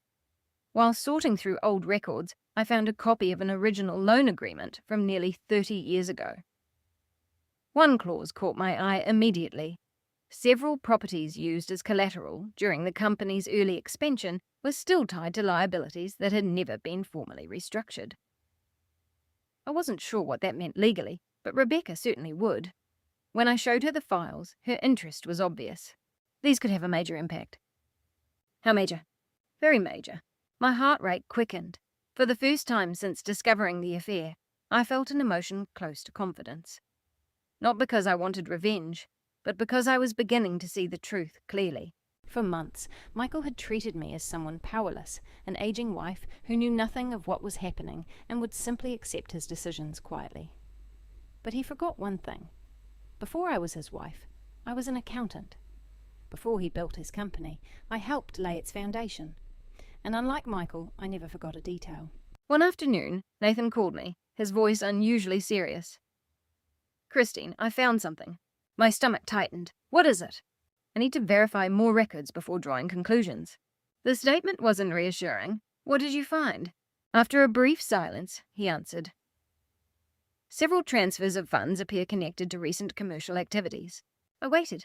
"And I think your husband might be preparing for something." A chill ran through my entire body. "What kind of preparation?" "I don't know yet." But deep down, I already guessed the answer. Michael wasn't just having an affair. He wasn't just lying. He was planning, preparing, and positioning pieces on a board I hadn't even realized we were playing on. If my instincts were correct, the affair was just a piece of a larger strategy, one that could affect our marriage, our assets, and everything we spent 35 years building together. For the first time in my life, I realized I wasn't just uncovering betrayal. I was uncovering a plan. And whatever Michael Ferguson was plotting, I intended to reveal it before he could make his next move. The strangest part about betrayal is that once you finally see it clearly, the fear slowly starts to fade. Not instantly, not completely, but piece by piece. The woman who used to cry herself to sleep for months began to change. The woman who had been terrified of losing her marriage at all costs began asking a completely different question. What exactly am I fighting to save? Because the marriage I thought I had no longer existed. The trust was gone, the honesty was gone, and the partnership was gone. Only the illusion remained, and Michael seemed determined to maintain that illusion for as long as possible. 3 weeks after Nathan warned me about the suspicious financial activity, Michael surprised me with an announcement. We were having breakfast, and he casually set his coffee cup down. "I booked the Grand Harbour Ballroom." I looked up. "Booked what?" "Grand Harbour." I raised an eyebrow. In Charleston, everyone knew the Grand Harbour Hotel. It was one of the city's most prestigious venues. Expensive, elegant, and favoured by wealthy corporate owners and politicians. "For what?" Michael smiled. "For your birthday." I stared at him. "My birthday?" "You're turning 62. "I know. I think we should celebrate properly." For a moment I was genuinely confused. This man barely remembered our anniversary anymore. He had emotionally abandoned me for months. Now he wanted to host a lavish birthday party. The gesture made no sense, and when something makes no sense, there's usually a reason. "That seems unnecessary." "Nonsense." The smile on his face remained flawless. "We'll invite family, friends, clients, and business partners." Clients and business partners. The first clue was right there. This wasn't about my birthday at all. It was about having an audience. At the time, I didn't know exactly what Michael was planning, but I knew enough to be on guard. The following week, I received another unexpected call, this one from George Whitman. George had known Michael and me for over 25 years. He was one of the company's earliest investors and one of the few individuals involved since the beginning. Unlike many business partners, George had always treated me as an equal partner. He remembered the years I spent working right alongside Michael, before the success changed everything. "Christine," he said softly, "can we meet?" Something in his tone immediately sparked my unease. 2 days later, we sat in a small seafood restaurant overlooking the marina. George looked deeply uncomfortable, and that alone told me this conversation wouldn't be pleasant. After a few minutes of small talk, he finally got to the point. "I don't like what's happening right now." My stomach tightened. "What do you mean?" George sighed. "I mean Michael." Kept quiet. "He's making decisions that concern me." "What kind of decisions?" George hesitated, then leaned forward. "How much do you know about Sabrina Hayes?" That name again. The name that seemed to be everywhere. "Enough." George nodded slowly. "Then you probably know she's attending executive meetings now." "I've heard she attends more than just meetings." My heart rate quickened. "What does this actually mean?" George looked around before continuing. "Michael is positioning her for some kind of future leadership role." For several seconds, I couldn't speak. Leadership? Sabrina. A woman who had been working there for just a year? George continued. "Senior management is not happy." "Why? Because she has no experience?" That much I already knew. Then why is Michael doing this? George shot me a sad look, the answer obvious. Neither of us needed to speak it aloud, because Michael wasn't making business decisions anymore. He was making emotional decisions, and emotional decisions often come with a heavy cost. George reached into his briefcase, pulled out several documents, and pushed them across the table. I looked down at meeting agendas, strategic planning sessions, and executive retreats. Sabrina's name was everywhere, appearing far more frequently than it should for any new employee. "George," he interrupted me, "I'm telling you this because I feel like you're being pushed out." The words landed like a heavy blow, not because I hadn't considered the possibility, but because hearing someone else speak it turned it into reality. For months I had focused on the affair, but now a darker possibility was emerging. What if Michael didn't just want to replace me emotionally? What if he wanted to replace me entirely in every aspect, as a wife, as a partner, and as part of the company's history? The realization caused a wave of physical nausea. That night, I met with Rebecca and Nathan, reviewing all the information gathered so far.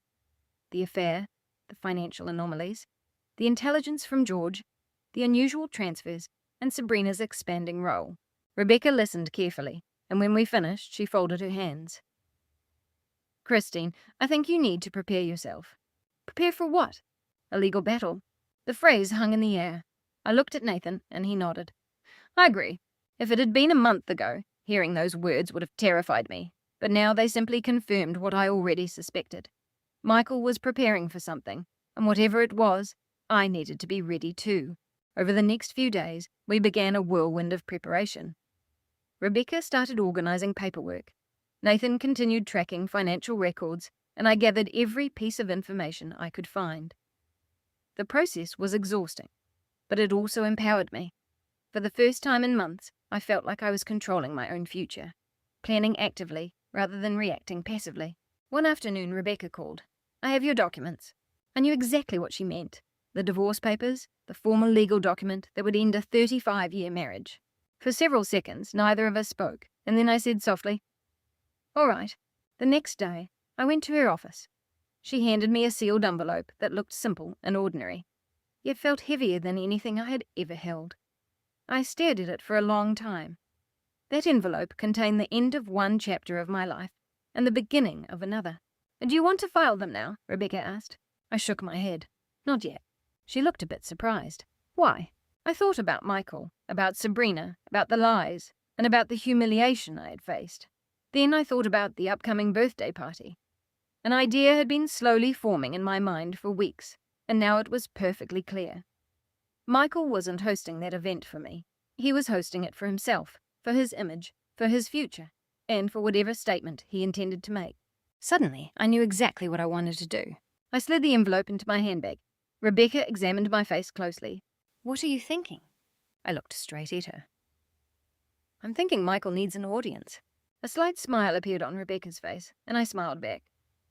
"Maybe. I'll give him one." For the first time since discovering the affair, I felt a sense of peace. Not because my problems were solved or because the pain was gone, but because I finally had a plan. Michael believed he controlled the narrative. He believed he was carefully arranging the future. He believed I would remain quiet, invisible, and predictable. But what he didn't know was that I had decided exactly when our marriage would end. And if my instincts were right, the Grand Harbour Ballroom was about to host a birthday celebration that all of Charleston would remember forever. The day of my birthday party, the weather was flawlessly perfect. The Charleston sky was a brilliant blue, and the harbour sparkled in the afternoon sun. People often say that when your life is about to change forever, you feel an indescribable sense of difference. They are right. The moment I opened my eyes that morning, I knew everything would be different. Not tomorrow, not next week, not next year, but today. By the end of the night, my marriage would be over, and only one person in the entire city knew it. Me. Michael clearly had no idea. Throughout the morning, he played the part of a devoted husband perfectly. Shortly after breakfast, flowers arrived. A massive bouquet of white roses and lilies. My favorites. Years ago, the gesture would have moved me deeply, but now it just looked like a performance designed for the audience, not for me. "Happy birthday," Michael said as he kissed my cheek. I forced a smile. "Thank you." He looked entirely pleased with himself, as if he had played the role perfectly. The irony almost made me laugh, because while Michael believed he controlled tonight's outcome, He had no clue what was resting quietly inside my handbag. That sealed envelope was exactly where I wanted it, patiently, silently, and poised for action. Around 4 p.m., I began preparing for the evening. I stood in front of the bedroom mirror, looking at myself much longer than usual. Not because I wanted to impress anyone, but because I wanted to remember this version of myself. The one still attached to the old life, standing on the edge of the unknown, and terrifying. I chose a navy one-lee fu, elegant, simple, and classic. The kind of dress that commands a presence without needing to scream for attention. Once ready, I examined my reflection. The woman looking back didn't look like the one from 6 months ago. She was stronger, sadder, and wiser, with a few more lines around her eyes. But also something else. Determination. The fearful wife was disappearing, leaving behind a woman who was finally finished apologizing for her existence. By 6 p.m., we arrived at the Grand Harbour Hotel. The ballroom was spectacular, with crystal chandeliers hanging from the ceiling, dozens of tables draped in white linens, and floor-to-ceiling windows overlooking the water. Flowers adorned every corner, and hundreds of candles cast a warm glow. The setting was beautiful, almost painfully so, because beneath all the elegant appearances lay a lie. Shortly after, guests began arriving, friends, relatives, business partners, community leaders, and former employees. People I had known for decades who believed they were attending a birthday celebration. I greeted each one, smilingly thanking them for coming, accepting hugs and well wishes. Meanwhile, my mind remained focused on one question. When would Michael make his move? Because I knew he hadn't spent all this money just to celebrate my birthday, after months of emotional distance. The affair and everything else. He had another purpose. I could feel it. By 7 p.m., the ballroom was nearly full.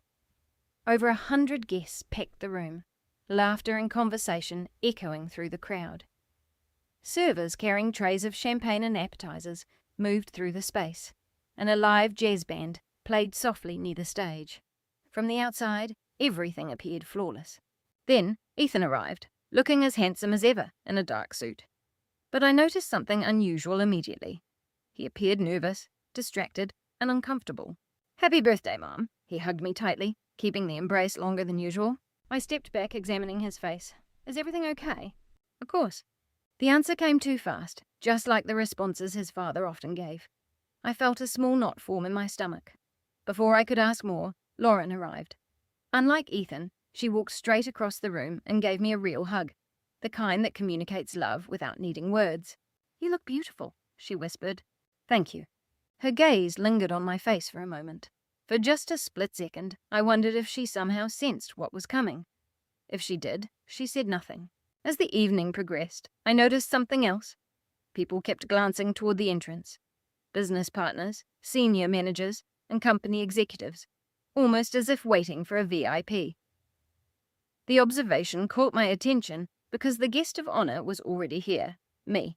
So who exactly were they waiting for? Who exactly? The answer arrived 20 minutes later. The ballroom doors opened, the conversation quieted, and heads turned.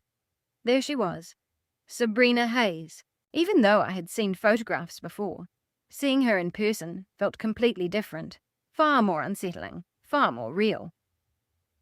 She wore a striking red evening gown that instantly captured everyone's attention.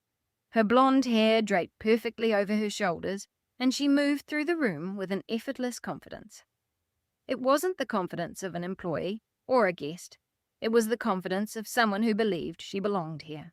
My heart pounded, but strangely I felt calm. In that moment, any remaining doubts vanished. This wasn't a misunderstanding. This wasn't an innocent friendship. No professional employee would dress like that to attend her married boss's wife's birthday party. Whispers began immediately across the room. People noticed. Of course they did. How could they not? Several guests exchanged confused looks, while others spoke in hushed tones. The atmosphere shifted subtly, yet unmistakably. Then I saw the interaction that made everything perfectly clear. Michael saw Sabrina from across the room, and the look on his face changed. It wasn't exaggerated, and most people probably missed it. But I didn't. His eyes lit up, his posture shifted, and his smile became completely genuine. the kind of smile I hadn't seen him give me in years. The realization hurt deeper than I anticipated. 35 years together, and somehow I had become invisible. Michael crossed the room immediately, not toward me, but toward her. I watched them greet each other, far too warmly, far too comfortably, and far too intimately. Nearby, a few executives exchanged awkward glances. George Whitman happened to be standing close to me, and he leaned in slightly. "You see it now, don't you?" I didn't answer. I didn't need to because we both knew, and the entire room knew. The only person who didn't seem to realize how obvious it looked was Michael. Or perhaps he just didn't care anymore. As the night deepened, Sabrina continued moving through the crowd, introducing herself, talking with investors, chatting with clients, and laughing with executives. At one point, I overheard a lady ask who she was, and the answer chilled me. Someone very important to Michael. Not an employee, not a colleague, not a manager. Someone very important to Michael. The phrasing felt deliberate, intentional, and strategic. The exact kind of wording people use when laying the groundwork to announce something. Suddenly, I understood. Michael hadn't just brought Sabrina to the party. He was showcasing her, introducing her, and bringing her into a world I had spent decades building connections in, and he intended to do it publicly. The realization should have crushed me, but instead, it solidified my resolve. Michael had just made a fatal error. He believed tonight belonged to him. He believed he controlled the narrative, and he believed I would stand quietly by his side while he took my place in front of everyone who mattered. But what he didn't know was that the envelope in my handbag had already turned this evening into something entirely different. I lightly touched the handbag hanging from my shoulder. It was still there, waiting. On the other side of the room, Michael was laughing and chatting with Sabrina, confident and relaxed, completely unaware that in less than an hour, the most humiliating moment of his life was about to begin. There are moments in life when time seems to slow down. Moments where every detail is permanently etched into your memory. The next 40 minutes would become one of those moments. Even now, I can recall every expression, every whisper, every look, every heartbeat. As guests enjoyed their dinner, conversation echoed through the ballroom. Crystal glasses reflected the candlelight, and the jazz band continued playing softly in the background. From a distance, everything looked elegant and civilized, but beneath the surface, tension was building. I could feel it. Several people had already noticed the unusual interactions between Michael and Sabrina. They weren't speaking of it openly, but people notice far more than we think, especially in a room full of long-time friends and business partners. By 8:30 p.m., dessert was served, and that was when Michael stood up. A hotel staff member immediately handed him a microphone. My heart rate quickened. Here it was, his long-planned moment and my long-awaited moment. The chatter faded, the ballroom quieted, and over 100 faces turned toward the stage. Michael smiled confidently. The charming smile that had made me fall in love. The smile that convinced clients to sign contracts. And the smile that had concealed months of deception. "Good evening, everyone." Polite applause followed. Michael looked around. "I want to thank you all for coming tonight." More applause. Then he turned to me. "Most importantly, I want to thank my wife, Christine." For a brief second, I nearly laughed. Not because it was funny, but because it was absurd. Months of lies, months of betrayal. And now he wanted to publicly thank me. The performance continued. Michael spoke about our marriage, our family, the company, and the years we had shared. Several guests offered warm smiles, and a few even looked moved. If only they knew the truth. Then his tone shifted. It was subtle at first, but I noticed immediately. Life is made of different chapters. My stomach tightened. Sometimes we have to embrace change. A few people exchanged confused glances. Michael continued. The future belongs to those willing to grow. Here it was, the setup, the opening line, the beginning of whatever announcement he intended to make. I glanced across the room. Sabrina was watching him closely, her expression calm, confident, and even expectant, as if she knew exactly what was coming next. Michael smiled and extended his hand toward her. "Sabrina, would you mind coming up here for a moment?" The atmosphere in the room changed instantly. A wave of unease rippled through the crowd. You could almost physically feel it. Confusion, curiosity, and concern. Sabrina rose gracefully from her seat, her red gown appearing even more striking under the ballroom lights. She walked toward the stage, toward my husband, and toward the future she clearly believed belonged to her. Whispers started immediately, fragments of conversation drifting around me. What's happening? Why is she going up there? Isn't that the woman from his company? Oh my God. Michael either didn't notice the reactions or didn't care. Sabrina stood beside him on the stage, and suddenly the image became impossible to look away from. A successful older businessman standing with a young blonde female executive, while his wife sat in the audience. The symbolism spoke for itself. Michael smiled again. I want to introduce someone who has become very important to me. Silence. Dead silence. Even the staff stopped moving. No one wanted to miss what would happen next. Michael looked directly at Sabrina, then turned back to the audience. Over the past year, Sabrina has brought immense value to the Ferguson Development Group. A few executives shifted uncomfortably, and George Whitman looked furious. Michael continued. She has helped shape the future of our company. Company, future, important. The words sounded carefully chosen, very carefully. Then he spoke the phrase that finally pushed everything over the edge. I believe she will play a major role in the next chapter of my life. A collective gasp rippled through the entire ballroom. Not everyone gasped, but enough did to make the reaction impossible to ignore. Michael had crossed a line, a very public line. I looked at Ethan, the colour entirely gone from his face. For the first time, my son seemed to understand exactly how serious the situation was. Lauren looked horrified. Several guests stared at me openly, waiting, guessing, and anticipating. What would the wife do? What would the humiliated woman do? Would she cry? Would she leave? Would she cause a scene?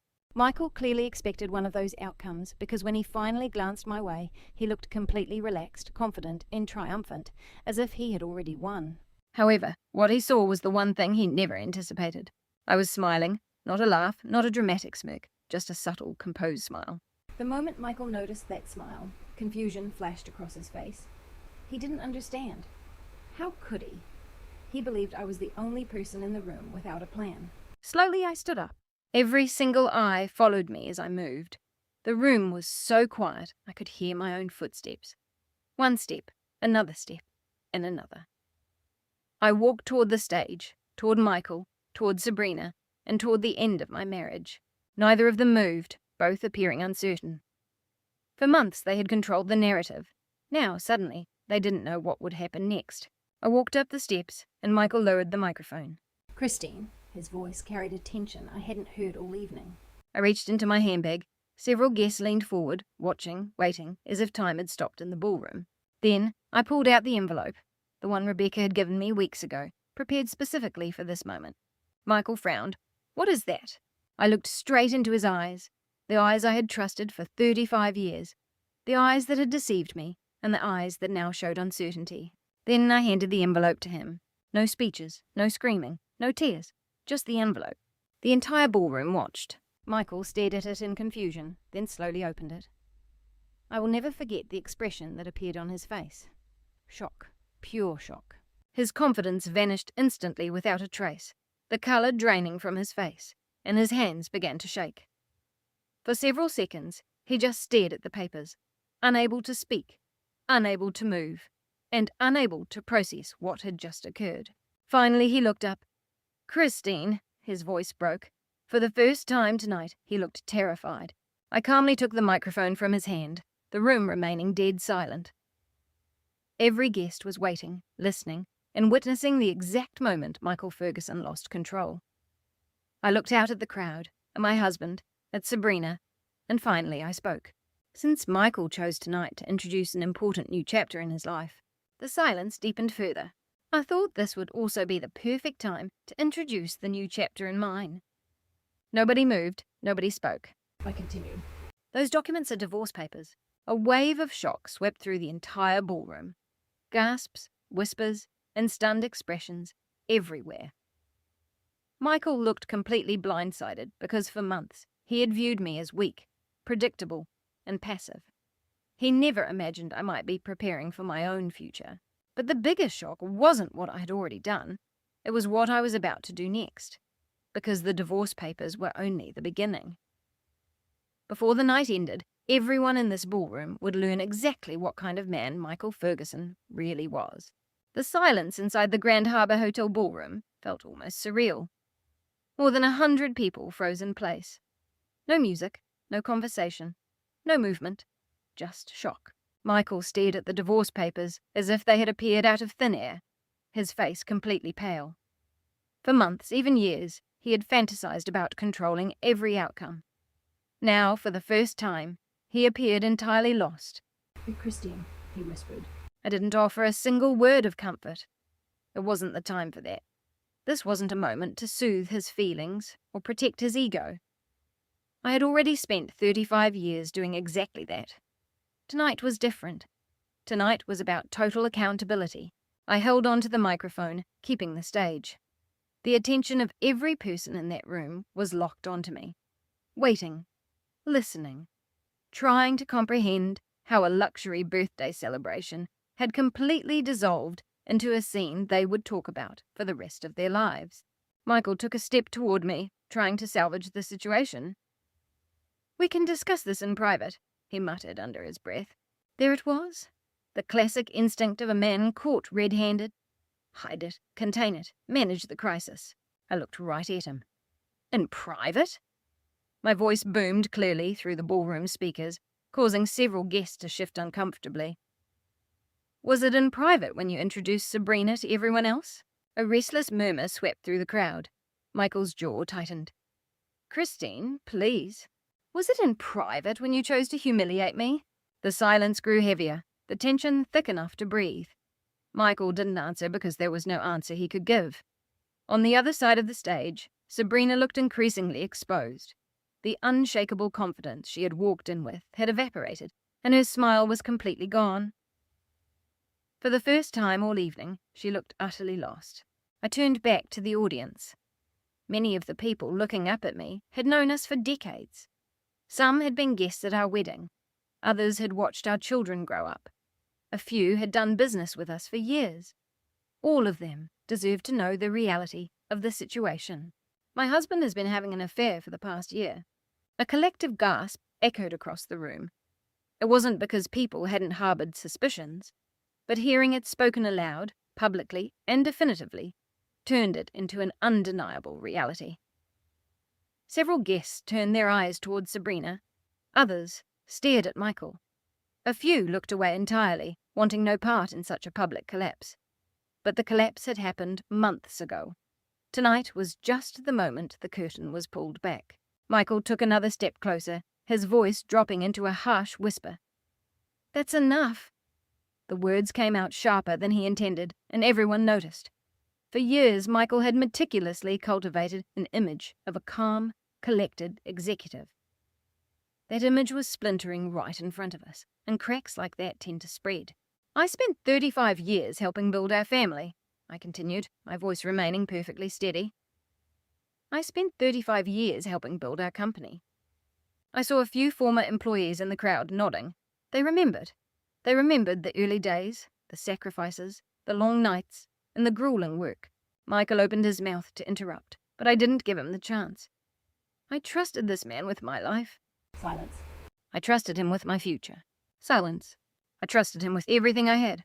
For the first time, a look of profound discomfort settled over the crowd. Not because they doubted me, but because many of them could see a reflection of their own fears in my story. Betrayal, unfortunately, is a universal language. Then I reached into my handbag once more. The motion instantly drew every eye in the room. Michael's eyes narrowed. "What are you doing now?" I ignored him entirely. This time, I pulled out a second folder. It was thicker, heavier, and far more dangerous. Prepared by Rebecca specifically for this moment. Suddenly, Michael looked truly anxious. The last remnants of his confidence vanished. "What is that?" he demanded. I looked him dead in the eye. "Documentary evidence." His expression shifted instantly to pure dread. It was the look of a man realizing the situation was infinitely worse than he ever imagined. Several people in the audience caught it too. I could see it on their faces. They could sense that something massive was coming, something far larger than a marital affair. I glanced toward the ballroom entrance. Right on cue, Rebecca Lawson walked in. Her timing was absolutely flawless. Murmurs immediately erupted. Some guests looked confused, while others were completely captivated. Michael looked horizontal with panic because he recognized her and knew exactly why she was there. Rebecca walked calmly toward the stage, professional, composed, and entirely unbothered by the staring eyes. She stood right beside me at the podium. Michael looked from me to her, then out at the crowd, and back to me. For the first time all night, I saw genuine panic in his eyes. "Christine, what are you doing?" His voice was barely a whisper. I finally gave him an answer. "What I should have done months ago." Rebecca opened the folder, revealing the summary prepared from Nathan's forensic audit. These weren't emotional accusations or wild guesses. They were cold, hard facts, documented, verified, and undeniable. The room seemed to hold its collective breath. Rebecca spoke into the microphone, her voice calm and authoritative. "While reviewing the financial records related to the protection of marital assets, we uncovered several highly irregular patterns." Michael cut in immediately, trying to shut it down. "This is completely ridiculous." Rebecca didn't even skip a beat, continuing as if he hadn't spoken. "Substantial transfers of company funds occurred over the exact same period corresponding with the relationship with Miss Hayes." Sabrina froze visibly. A few executives exchanged worried glances, and George Whitman crossed his arms, staring directly at Michael. The atmosphere shifted instantly. What had begun as a personal marital scandal had transformed into something entirely different. It was now a question of fiduciary trust, judgment, and corporate leadership. "These findings will be handled through the appropriate legal channels," Rebecca concluded. The statement was measured, deliberate, and entirely professional. Yet everyone understood the underlying implication. Serious questions had been raised, and Michael would eventually be forced to answer them. A wave of low whispers rippled through the ballroom. A few key investors began talking privately among themselves. Others started checking their phones. Several senior executives looked visibly alarmed. Near the front, a prominent businessman shook his head, stood up, and quietly walked toward the exit. A second later, another followed, and then another. I watched Michael notice them. The reality hit him instantly. This was no longer just about me or his marriage. His professional reputation was crumbling. The trust, the credibility, and the influence he had spent a lifetime building were evaporating in a matter of minutes. The consequences had become incredibly real. Sabrina took a step forward, her voice sounding thin and fragile, a ghost of the confident woman who had walked in earlier. "Michael, I think we should leave." Michael looked at her, then at the crowd, and finally back at me. For a split second I thought he might apologize, confess, or finally speak the truth. Instead, he did what he always did. He tried to regain control. "Well, you're making a mistake," he said, his voice tinged with genuine desperation. I looked at him calmly. "No, Michael." After a deliberate pause, I added, "My mistake was ever trusting you." The words landed heavily, leaving Michael completely stunned because deep down, he knew it was the absolute truth. The room remained completely still. No one stepped forward to defend him. No one questioned me, and no one argued. That fact alone spoke volumes. People believe what they witness, and tonight they had witnessed the undeniable truth. The affair, the public humiliation, and the lies exposed. Then I looked at Sabrina. For several seconds our eyes locked, and then she looked down, avoiding my gaze. It spoke louder than any explanation ever could, because innocent people don't fear looking you in the eye. Eventually, she turned her face away entirely. In that exact moment, a vital realization hit me. She wasn't terrified because she loved Michael. She was terrified because something else was going on. Something much larger that she desperately wanted to keep hidden. The thought lingered in my mind. The deeper Nathan's investigation went, the more suspicious Sabrina's role became. Suddenly, I found myself wondering if Michael was the only one being manipulated. As the guests slowly began filtering out of the ballroom, one thing was absolutely clear. The night was far from over. The divorce papers had been served, and the public exposure had begun. But the most shocking truth was still hiding beneath the surface. Before long, everyone, including Michael, would discover that Sabrina Hayes had been harboring secrets of her own. The morning after the party, Charleston felt remarkably quiet. Perhaps the city hadn't changed, but I had. For months, my life had been filled with uncertainty, questions, doubt, and fear. Now the answers were bare. My marriage was over. The secret affair was out in the open, and the illusion had shattered. Yet, despite everything, one major puzzle piece remained. Sabrina Hayes. The more we uncovered about her, the less she made sense. And according to Nathan, we were finally closing in on the full truth. 3 days after the party, I met with Nathan and Rebecca at her office. The atmosphere was different from our previous meetings. More focused, more intense. Several folders were spread across the conference table, and Nathan stood up the moment I walked in. "I think we found it," he said. My pulse quickened. "Found what?" "The reason Sabrina entered Michael's life." I sat down slowly. For months I assumed the answer was simple. An affair, a mutual attraction, a midlife crisis. The typical cliché of an older man leaving a long marriage for a younger woman. Clearly reality was far more calculating. Nathan opened a folder containing copies of corporate registries, public filings, and communication logs. At first glance, it looked dry, just endless paperwork. But documents tell stories when you know how to read them. Nathan pointed to several highlighted sections. "Look at this timeline." I examined the papers carefully. Sabrina had joined Ferguson Development Group roughly 14 months ago. Initially, her responsibilities seemed standard. Then things shifted rapidly. Within a few short months, she gained access to information most long-term employees never saw. Financial projections, strategic planning discussions, proprietary acquisition proposals, and confidential vendor relationships.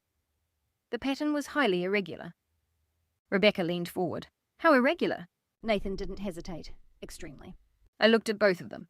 "What exactly are you saying?" Nathan tapped another document. "I'm saying Sabrina gained access that typically takes years to earn." A chill ran through me because I already knew why. Michael, his infatuation with her, his complete lack of judgment, and his blindness. "But there's more," Nathan added, instantly locking my attention. He pushed another file across the table, containing data from public business registries, corporate filings, and partnership disclosures. The further I looked, the stranger it became. Several entities connected to a rival development firm appeared repeatedly in the logs. At first, I didn't see the significance, so Nathan explained. One of Ferguson Development Group's biggest competitors has been bidding on the exact same contracts. I nodded. That wasn't unusual. Every industry has competition. "What does that have to do with Sabrina?" Nathan looked straight at me. "She has ties to them." The room suddenly felt ice cold. "What kind of ties?" "Both personal and professional." I stared at him, speechless for several seconds. Finally, I managed to ask, "Are you telling me this wasn't just an affair?" Nathan and Rebecca exchanged a look, neither answering right away. That silence told me everything I needed to know. Finally, Nathan spoke. "I think Sabrina wanted far more than just Michael." My stomach tightened. For months, I viewed Sabrina simply as the woman who stole my husband. Now, a much darker reality was emerging. What if Michael wasn't the target at all? What if the Ferguson Development Group itself was the prize? The realization felt almost unbelievable, yet the evidence was right there on the table. Over the next few weeks, more information surfaced. Industry contacts began quietly dropping hints, and former employees shared their observations. Patterns emerged. Several people recalled Sabrina showing an unusual interest in confidential commercial matters. Others remembered her aggressively pushing for access to strategic data. At the time, most assumed she was just highly ambitious. Now those actions looked completely different. One afternoon, George Whitman called me, his voice heavy. "We need to talk." We met at his office later that day. George closed the door before speaking. "I should have said something sooner." "About what?" He took a deep breath. "There are rumors." My heart sank. "What kind of rumors?" George rubbed his forehead. "People think Sabrina was gathering information." I stared at him. "Gathering information for who?" That's exactly the problem. The answer arrived sooner than expected. 2 weeks later, Nathan obtained a document linking Sabrina to a consulting arrangement involving individuals tied to Ferguson Development Group's primary competitor. The connection wasn't direct, but it was there, and it was enough to raise severe alarms. Even Rebecca looked stunned as Nathan explained the findings. "Do you think Michael knows?" I asked. Nathan shook his head without a second of hesitation. "No." Suddenly, everything made sense. every irrational decision, every promotion, every bypassed protocol, and every opportunity Michael had handed her. He believed he was the one in control, when in reality, he was likely the one being played. The irony was overwhelming. Michael had destroyed a 35-year marriage because he believed he found someone who admired him, someone who understood him, and someone who made him feel important. Instead, he had handed immense leverage to a woman whose motives looked increasingly predatory. A few days later, the situation boiled over. An industry publication ran a story detailing concerns over confidential leaks within regional development firms. No names were mentioned, but insiders understood the implications immediately. Phones began ringing, and questions followed. Investors became nervous, and business partners grew cautious. The pressure escalated drastically overnight. For the first time, Michael began experiencing the direct consequences of his choices. George later told me that executive meetings had become incredibly tense, with several managers openly questioning previous decisions and demanding explanations. Trust was evaporating rapidly. Meanwhile, Sabrina seemed to vanish. She stopped attending public events, stopped showing up at company functions, and stopped answering calls from several colleagues. The behaviour only made things look worse. Ethan came to see me one evening, looking exhausted and noticeably older. The events of recent weeks had clearly taken a toll on him. We sat together in the kitchen in silence for a while before he finally broke it. "It is an absolute mess right now." I nodded. Part of me felt a flicker of sympathy, but another part remembered every single lie, every betrayal, and every humiliation. "What happened?" I asked. Ethan stared at the table. I think he genuinely believed she loved him. The sadness in his voice caught me off guard, because despite everything, Michael was still his father. Watching a parent walk into self-destruction is painful, no matter how angry you are. Ethan looked up. "Did you know?" "Know what?" "That she was using him." I considered the question carefully, then shook my head. "No." The truth was far more intricate. I had suspected Sabrina wanted more than romance, but even I hadn't imagined the full extent of it. Neither had Michael, and now he was paying the price. A few days later, Nathan called with another update, his voice carrying a sense of finality. "I think we're done." "Done?" "We know enough." Enough. A simple word, yet it marked the end of months of uncertainty, investigation, and secrecy. The full picture was finally clear. Sabrina Hayes had entered Michael's life as an employee, became his affair, gained extraordinary influence, and exploited his trust. And the moment the scrutiny increased, she vanished, leaving Michael to face the fallout entirely alone. The ultimate irony wasn't that Michael had betrayed me. It was that he destroyed everything for someone who was never loyal to him in the first place. The man who deceived his wife had ended up being deceived himself. Somehow the realization brought profound sadness rather than satisfaction. Because 35 years ago, I had fallen in love with a good man. Now I was looking at the ruins of the person he had chosen to become. The weeks following the birthday party were the most emotionally exhausting of my life. Not because of Michael, not because of Sabrina, and not because of the financial audits or the public exposure. The hardest part was watching my family face the reality of the situation. Truther has a way of demanding a price from everyone it touches. Now it was Ethan's turn to pay. For months, my son had defended his father. Not because he was cruel or because he didn't love me, but because he was unwilling to believe the man he admired was capable of such betrayal. I understood that, even when it hurt. Especially when it hurt. About a month after the party, Ethan called unexpectedly on a Saturday morning. His voice sounded unusually low. "Mum, can I come over?" "Of course." An hour later, he was sitting at my kitchen table, the same table where he ate breakfast before school, the same table where we celebrated birthdays, and the same table where he once told me I might be overthinking things. Now he could barely look me in the eye. We didn't speak for a few minutes. Finally, Ethan broke the silence. "I owe you an apology." The words instantly caught in my throat, because I had been waiting to hear them. Not demanding it, not expecting it, but hoping for it. Ethan looked down at his hands. "I should have believed you." I kept quiet, letting him speak. "I just didn't want to see it." His voice cracked. I kept telling myself Dad wasn't that kind of person. Tears filled his eyes. I thought if I ignored it, maybe it would just go away. My heart broke for him because I knew that exact feeling all too well. I had spent months doing the exact same thing, pretending, hoping, avoiding, and refusing to accept reality. I was wrong, Ethan whispered, and the room fell quiet again. I stood up and walked around the table. Without saying a word, I wrapped my arms around my son. The moment I held him, he broke down completely, crying like a child for several minutes.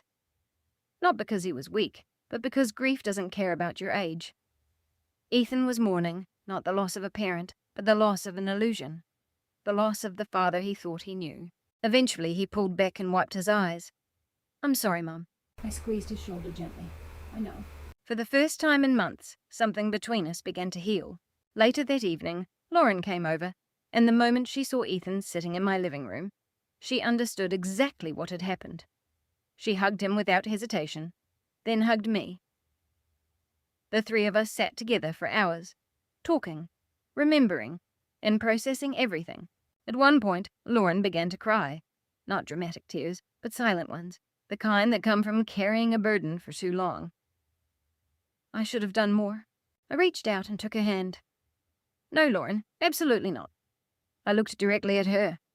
"You were caught in an impossible situation." She lowered her eyes. "I knew something was wrong." "I know. I should have told you sooner." I shook my head. "You were just trying to protect everyone." Lauren cried harder because deep down she knew that trying to protect everyone usually results in protecting no one. But I was done tracking blame. Entirely done. There had been enough pain, enough division, and enough regret. What mattered now was healing, and healing requires empathy, even when people let us down. A few days later, something occurred that I never anticipated. Michael called. Not to discuss the divorce, not to talk finances, and not to argue. He simply asked if we could meet. I almost said no. Part of me wanted nothing more to do with him, but another part knew this conversation had to happen eventually. So I agreed. We met at a quiet cafe near the waterfront, and the moment I saw him, I barely recognized him. He looked old, so much older, not physically, but emotionally. The confidence that had once defined him was completely gone, and the sharp executive persona had vanished. The man walking toward my table looked tired, defeated, and profoundly human. We didn't speak for a moment, and then Michael broke the silence. "I never imagined it ending like this." I stared at him, the statement feeling almost absurd. How exactly did he think it would end? That I would tolerate his affair? That I would bless his future with Sabrina? That I would just quietly disappear? I didn't ask because I already knew the answer. Men like Michael rarely imagine the consequences. They only imagine the outcomes they want. "I made mistakes," Michael continued. Mistakes? The word instantly irritated me. An affair is not a mistake. Months of continuous lies are not a mistake. Humiliation is not a mistake. Those are choices, a series of choices. But I kept quiet. "I hurt you." For the first time, there was real emotion in his voice. Not a performance, not manipulation, but pain. Genuine pain. Strangely, it made the conversation harder, because if he had been remorseless, hating him would be easy. Instead, I was looking at a man who finally comprehended what he had destroyed. Michael stared at the table, then asked softly, "Do the kids hate me?" The question spoke volumes, far more than anything else he said. For months he had been entirely focused on himself. Now he was finally seeing the damage around him. "They're disappointed." The answer seemed to hit him heavily. He nodded slowly and looked out the window. "I deserve that." We sat in silence for a few minutes before Michael spoke again. "I never thought things would go this far." There it was, the phrase almost everyone says after a disaster hits. I never thought things would go this far. As if consequences appear out of nowhere, as if betrayal grows by accident, as if destruction happens on its own. I looked straight at him. "You brought her to my birthday party." The words landed with immense weight, and Michael closed his eyes. For a brief second he looked truly ashamed. "I know." "No, Michael." My voice remained calm. "You don't know." He looked up. "You don't know what it feels like?" The cafe suddenly felt incredibly quiet. "You don't know what it's like to spend 35 years building a life with someone, only to be treated like an object that can be tossed aside. His eyes filled with emotion, but I wasn't finished. You don't know what it's like to sit in a room full of people and watch your husband introduce another woman as his future. Michael lowered his head because he had no defense, no explanation, and no excuse. And for the first time in his life, he stopped trying to look for one. When we finally stood up to leave, neither of us felt a sense of victory. There are no winners in situations like this, only survivors. Walking back to my car, I realized an important reality. Months ago, I wanted Michael to comprehend my pain. Now he finally did, but it didn't change a single thing. Comprehending the hurt doesn't undo the damage. Regret can't erase betrayal, and an apology can't rebuild trust. Still, seeing Michael face the truth was important. Not for revenge or satisfaction, but because accountability is the first step toward redemption. Whether he achieves it remains to be seen, but for the first time, he finally stopped lying, especially to himself. The divorce proceedings formally began 3 weeks after my meeting with Michael. By then, the shock from the birthday party had rippled through the Charleston business community. People were talking. Of course they were. Some conversations were sympathetic, others were unkind, and many accounts were completely inaccurate. That's the nature of a public scandal. Everyone thinks they know the inside story, but in reality, very few actually do.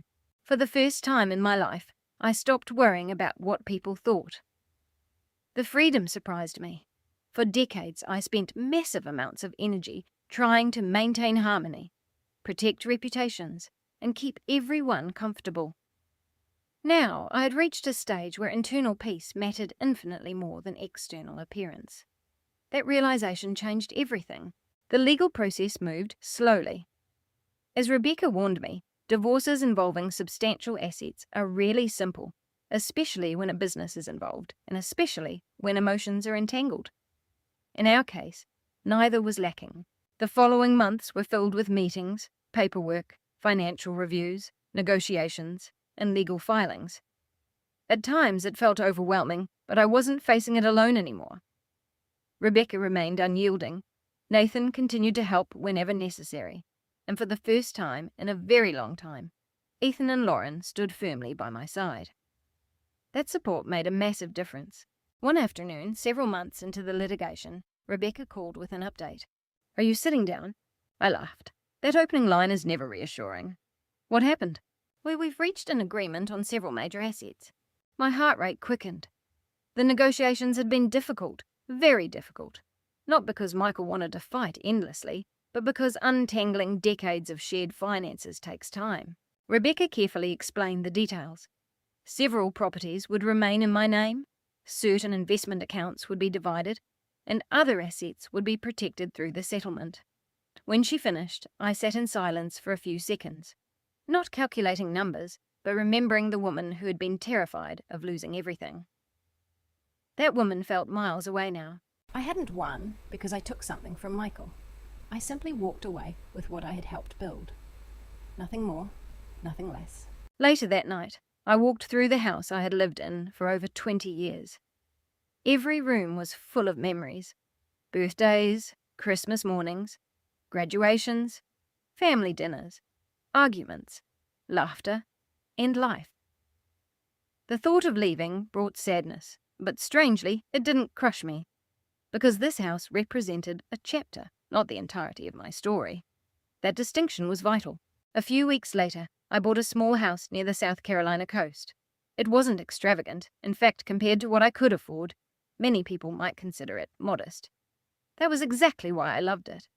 The house overlooked the ocean, not a dramatic cliff or a mega mansion development, just close enough to hear the waves at night, close enough to smell the salty air in the morning, and close enough to remind me that life keeps moving forward. The first time I visited the property, I stood on the back deck alone for nearly 20 minutes, listening, breathing, and thinking. For the first time in years, the future felt like something I could shape myself. Not something happening to me, but something I could create. The move happened 2 months later. Lauren helped pack boxes, Ethan rented a truck, and the three of us spent the entire weekend moving items. At one point, Ethan stopped while carrying a box into the new house, looked around, and smiled. This feels much more like you." The statement surprised me a little. "What does that mean?" He shrugged. "It just feels peaceful." I looked around at the ocean, the sunlight, and the silence.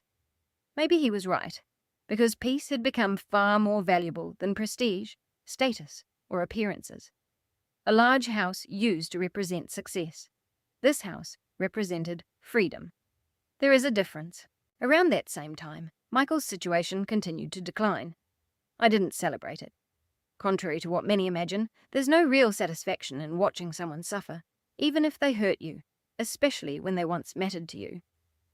Still, reality is reality. The damage from the affair, the commercial disputes, and the public fallout continued to take a toll. Several key partnerships dissolved, investors became cautious, and certain projects stalled. The company survived, but it was no longer the powerhouse it once appeared to be. The consequences of poor choices had finally caught up. As for Sabrina Hayes, she vanished almost entirely. Within a few months, she left the Ferguson Development Group completely, and most people had no idea where she went. Rumours circulated endlessly. Some said she moved to another state. Others said she joined a competitor, and a few insisted she left the industry entirely. Truthfully, I didn't care. For a long time, I viewed Sabrina as the villain in my story. Ultimately, I realized she wasn't. The real story was never about Sabrina. It was about choices, Michael's choices, and my choices. The decisions we make when faced with temptation, fear, pride, or pain. It would be easy to blame everything on Sabrina, but simple answers rarely bring true healing. One afternoon, while organizing books in my new home, I found an old photograph taken nearly 30 years ago. Michael and I were standing next to a half-completed construction project. The company was young, funds were tight, and the future was uncertain. Yet we were both laughing, genuinely laughing. I stared at the photo for a long time, feeling no anger and not even sadness, mostly just gratitude. Because despite everything that followed, those years were real. The love was real, the sacrifice was real, and the dreams were real. Just because an ending is painful doesn't mean every single chapter should be erased. I placed the photo in a drawer rather than throwing it away. Some memories deserve respect, even if they carry a sting. As autumn approached, I settled into my new routine. Mornings walking along the shoreline, coffee on the deck, long talks with Lauren, and regular calls with Ethan. The rhythm felt foreign at first, then gradually comfortable, natural, and mine. One evening, I sat outside watching the sun disappear below the horizon, the ocean reflecting shades of orange and gold. The view felt almost surreal. For months, survival had been my only goal. Now, something else was happening. I was no longer just surviving. I was slowly, imperfectly, but truly rebuilding. Listening to the waves rush against the shore, a vital reality hit me. The end of my marriage wasn't the end of my life, or even the end of my story. It was simply the conclusion of a chapter. And for the first time in a very long time, I felt ready to open the next one. The first year after the divorce taught me something I wish I had learned much sooner. Starting over is not the same as starting from scratch. For months, I had been terrified of the future. I worried about loneliness, about a lack of purpose, and about who I would be without the identity I carried for 35 years. For most of my adult life, I had been someone's wife, someone's partner, and someone's support. Now, I had to figure out who Christine Ferguson was when she belonged entirely to herself. The answer didn't arrive all at once. It appeared in small moments, quiet moments, and ordinary moments, the kind people rarely talk about. One morning, while walking on the beach near my house, I noticed an older woman sitting alone on a bench, looking visibly distressed. It wasn't an exaggerated sadness, just tired, defeated. The expression felt incredibly familiar because I had worn it myself. We ended up talking for nearly an hour. Her name was Patricia, and she had recently gone through a difficult divorce after 28 years of marriage. When our conversation ended, she smiled. Not because I solved her problems, but because someone understood. Walking home that day, a thought stayed with me. How many women were carrying that exact same pain? How many felt trapped because they didn't understand finances? How many remained in unhealthy environments because they believed they had no choice? The question stayed with me for weeks, eventually becoming impossible to ignore. One afternoon, I called Lauren. "I think I want to do something." She laughed. "That sounds dangerous." I smiled. "Maybe. What do you want to do?" I hesitated, then explained my idea. I wanted to start a financial guidance service for older women. Not investment advice or wealth management, but practical education, straightforward guidance, the kind of information I wished more women had access to before a crisis hit. Lauren loved the idea instantly. "You absolutely should do that." Her enthusiasm surprised me a little. Until then, I hadn't realized how much my confidence had grown. Months ago, I could barely picture life after divorce. Now, I was planning for the future, building something new. The irony didn't escape me. After spending decades helping build Michael's dream, I was finally building my own. The project began small, very small. A website, a few educational workshops, and some community events. Nothing complex, nothing fancy. Yet the response exceeded all expectations. Women began reaching out almost immediately. Widows, divorcees, and retirees. Women who had managed households for decades but had never handled financial decisions. Women terrified of the future, and women who simply needed someone to explain things without judgment. The stories broke my heart. Over and over, I heard different versions of the exact same fear. I don't know where to start. I understood that feeling perfectly, because after the affair was exposed, I felt the exact same way. The workshops quickly became more than financial education. They became support groups, communities, and places where women could speak honestly about their lives. Every time I helped someone find her confidence, I reclaimed a little bit of my own. Meanwhile, my relationship with Lauren continued to grow stronger. In many ways, the crisis brought us closer than we had ever been. One Saturday afternoon, she joined me for lunch after a workshop I had hosted. As we sat overlooking the water, she suddenly smiled. "What?" She shook her head. "You look different." I smiled. "Different how?" "Happier." The response caught me off guard because happy wasn't a word I had focused on lately. Survival, healing, and growth made sense. Happy felt almost too ambitious. Yet, the more I thought about it, the more I realized Lauren was right. Not because everything was perfect, but because I was finally living honestly. There was a freedom in there, a freedom I had forgotten existed. My relationship with Ethan improved too, though in a different way. Ethan carried more guilt than Lauren. For a long time, he couldn't forgive himself for defending his father, and no matter how many times I told him I understood, he remained hard on himself. One evening, he came to visit after work. We sat on the deck watching the ocean, the conversation moving from family to careers, and then to life. Eventually, Ethan looked at me.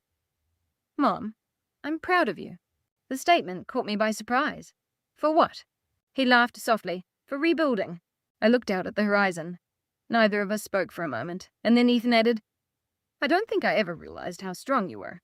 The words touched me deeply, not because I needed the praise, but because it represented understanding. The kind that happens only when people stop looking at you through old assumptions. For years, even my children viewed me primarily as Mom, the caregiver, the helper, the steady presence. Now they viewed me as a whole person, someone with dreams, strength, and resilience. The shift meant more than words could describe. As the months passed, life settled into a comfortable routine.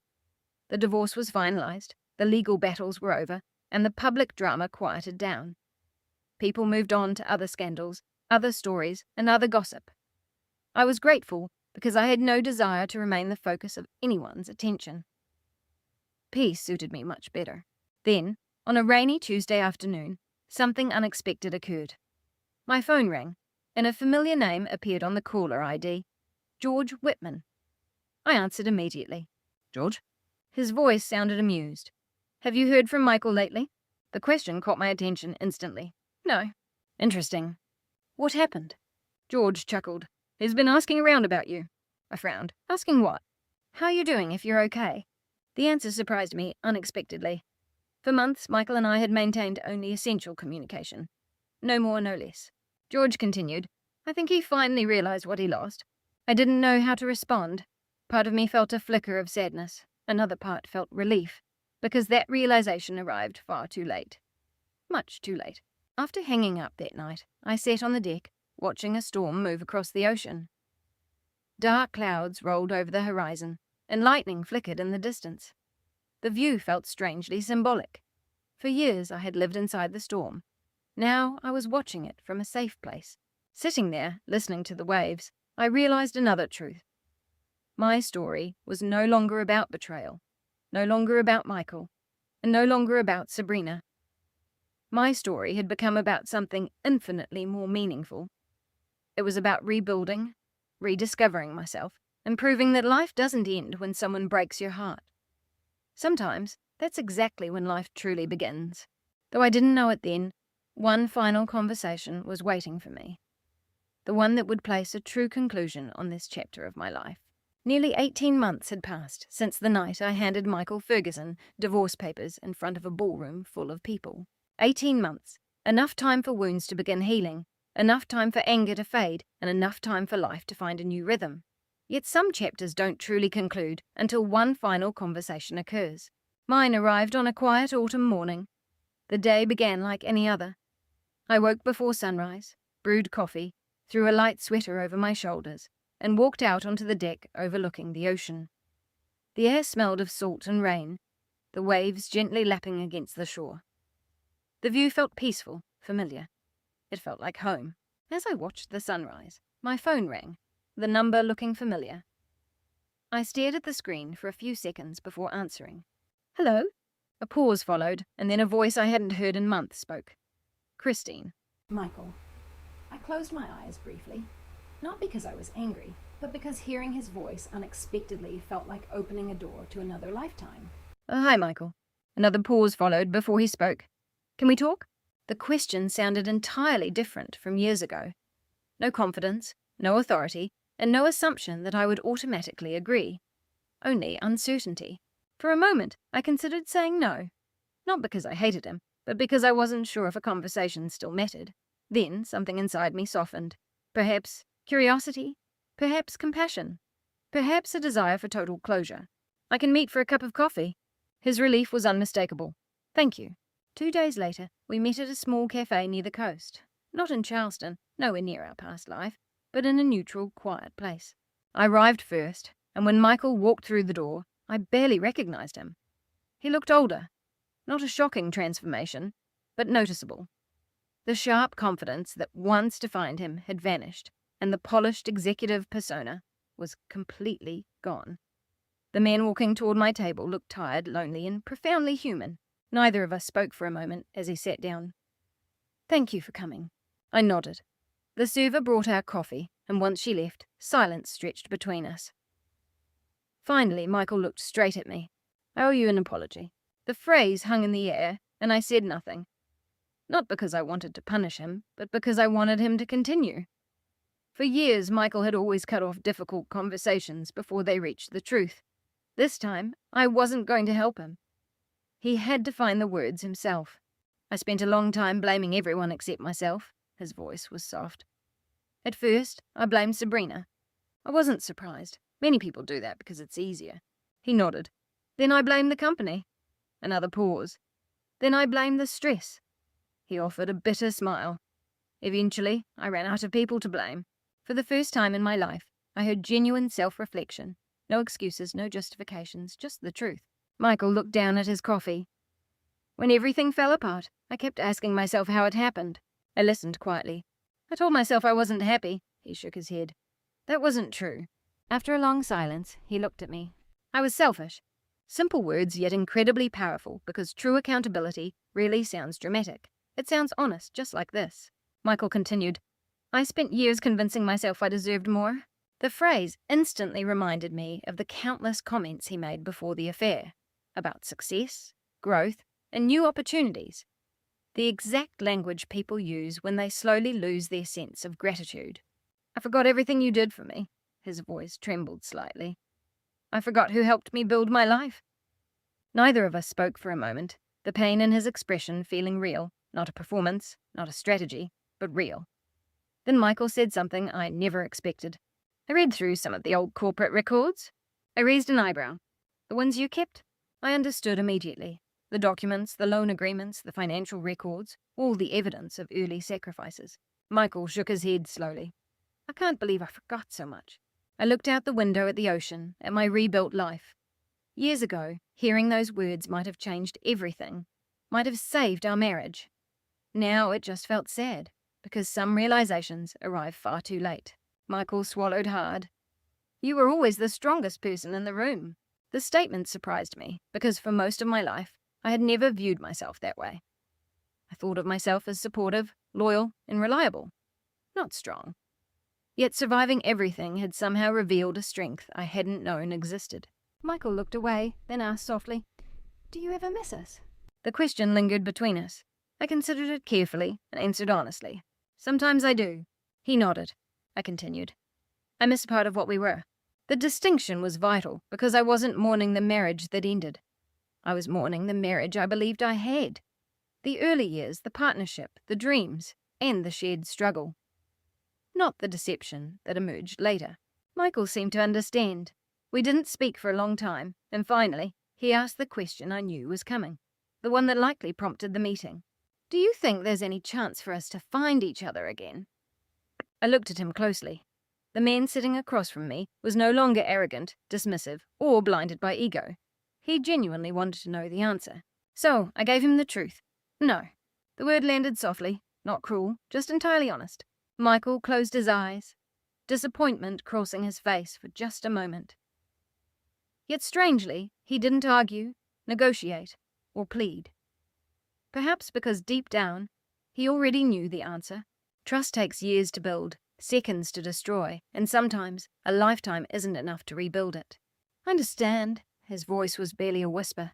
Then something unexpected occurred. I felt peace. Not victory, not satisfaction, but peace. Because for the first time, nothing was left unsaid. No anger, no confusion, and no unfinished conversations. Only acceptance. We finished our coffee, talking briefly about Ethan, Lauren, and our lives. Eventually, we stood outside the cafe, a gentle ocean breeze blowing past. Michael looked at me one last time. I'm sorry, Christine. This time, I believed him. Not because he wanted something, but because he meant it. I smiled slightly. I know. Then I gave him something I never thought I'd offer. Forgiveness. Not reconciliation. Not another chance. But forgiveness. Because holding on to bitterness would only keep me trapped in the past, and I no longer belonged there. Michael's eyes filled with emotion. We stood frozen for a few seconds, and then he nodded, turned, and walked away. I watched his back disappear down the sidewalk. The man who had once been the center of my world, the man who helped shape my life, and the man who almost destroyed it. Then I turned toward the ocean, the horizon extending endlessly before me, bright, open, and beautiful. Standing there listening to the waves, I understood a profound lesson. Forgiveness is not about allowing someone to hurt you again. It's about refusing to let the hurt control your future. Michael will always be part of my story, but he is no longer the author of it. I am. And after many years, for the first time, the next chapter belongs entirely to me. The greatest lesson I learned is that your value does not disappear just because someone else fails to see it. For many years, I measured my worth through my marriage, my family, and the life I helped build. When Michael betrayed me, I briefly thought everything I had sacrificed had become meaningless. But time taught me something completely different. The love I gave was real, the loyalty I showed was real, and the sacrifices I made were real. Another person's poor choices cannot erase the beautiful things we have done. I also learned that silence does not equal weakness. There were many times people expected me to scream, fight, or seek revenge. Instead, I chose patience. I gathered facts, I protected myself, and I waited for the absolute right moment to stand up for my own dignity. Sometimes strength isn't found in the loudest voice in the room. Sometimes it exists in the quiet decision to no longer accept treatment you don't deserve. Most importantly, I learned that healing is possible at any age. Many assume life narrows after 60. My experience proved the exact opposite. The end of my marriage was painful, but it forced me to rediscover who I was outside of being someone's wife. It opened doors I never expected, helped build stronger relationships with my children, and gave me the courage to create a life that truly belonged to me. Nu fan jang tai ka su fan boy, jiao long hai dat wong. Hein ho jiu nai. Su tu choi kwan goi kat kongjin, hin tuong lai kuaban. Su fan boy kua ho kongjin nge giatri kuaban, va bet jiao lai mot shuang moi kong bao jiu la kwa mon. If this story touched your heart, I'd love to hear from you. Have you ever experienced betrayal from someone you trusted completely? What would you have done in my shoes at that birthday party? Share your thoughts and experiences in the comments below. Your story might just help someone else going through a difficult time. If you enjoy stories about family resilience, second chances, and emotional justice, don't forget to like this video and subscribe to the channel. Before you go, tell me where you're watching from and what time it is over there. I always love reading your messages and connecting with viewers from everywhere.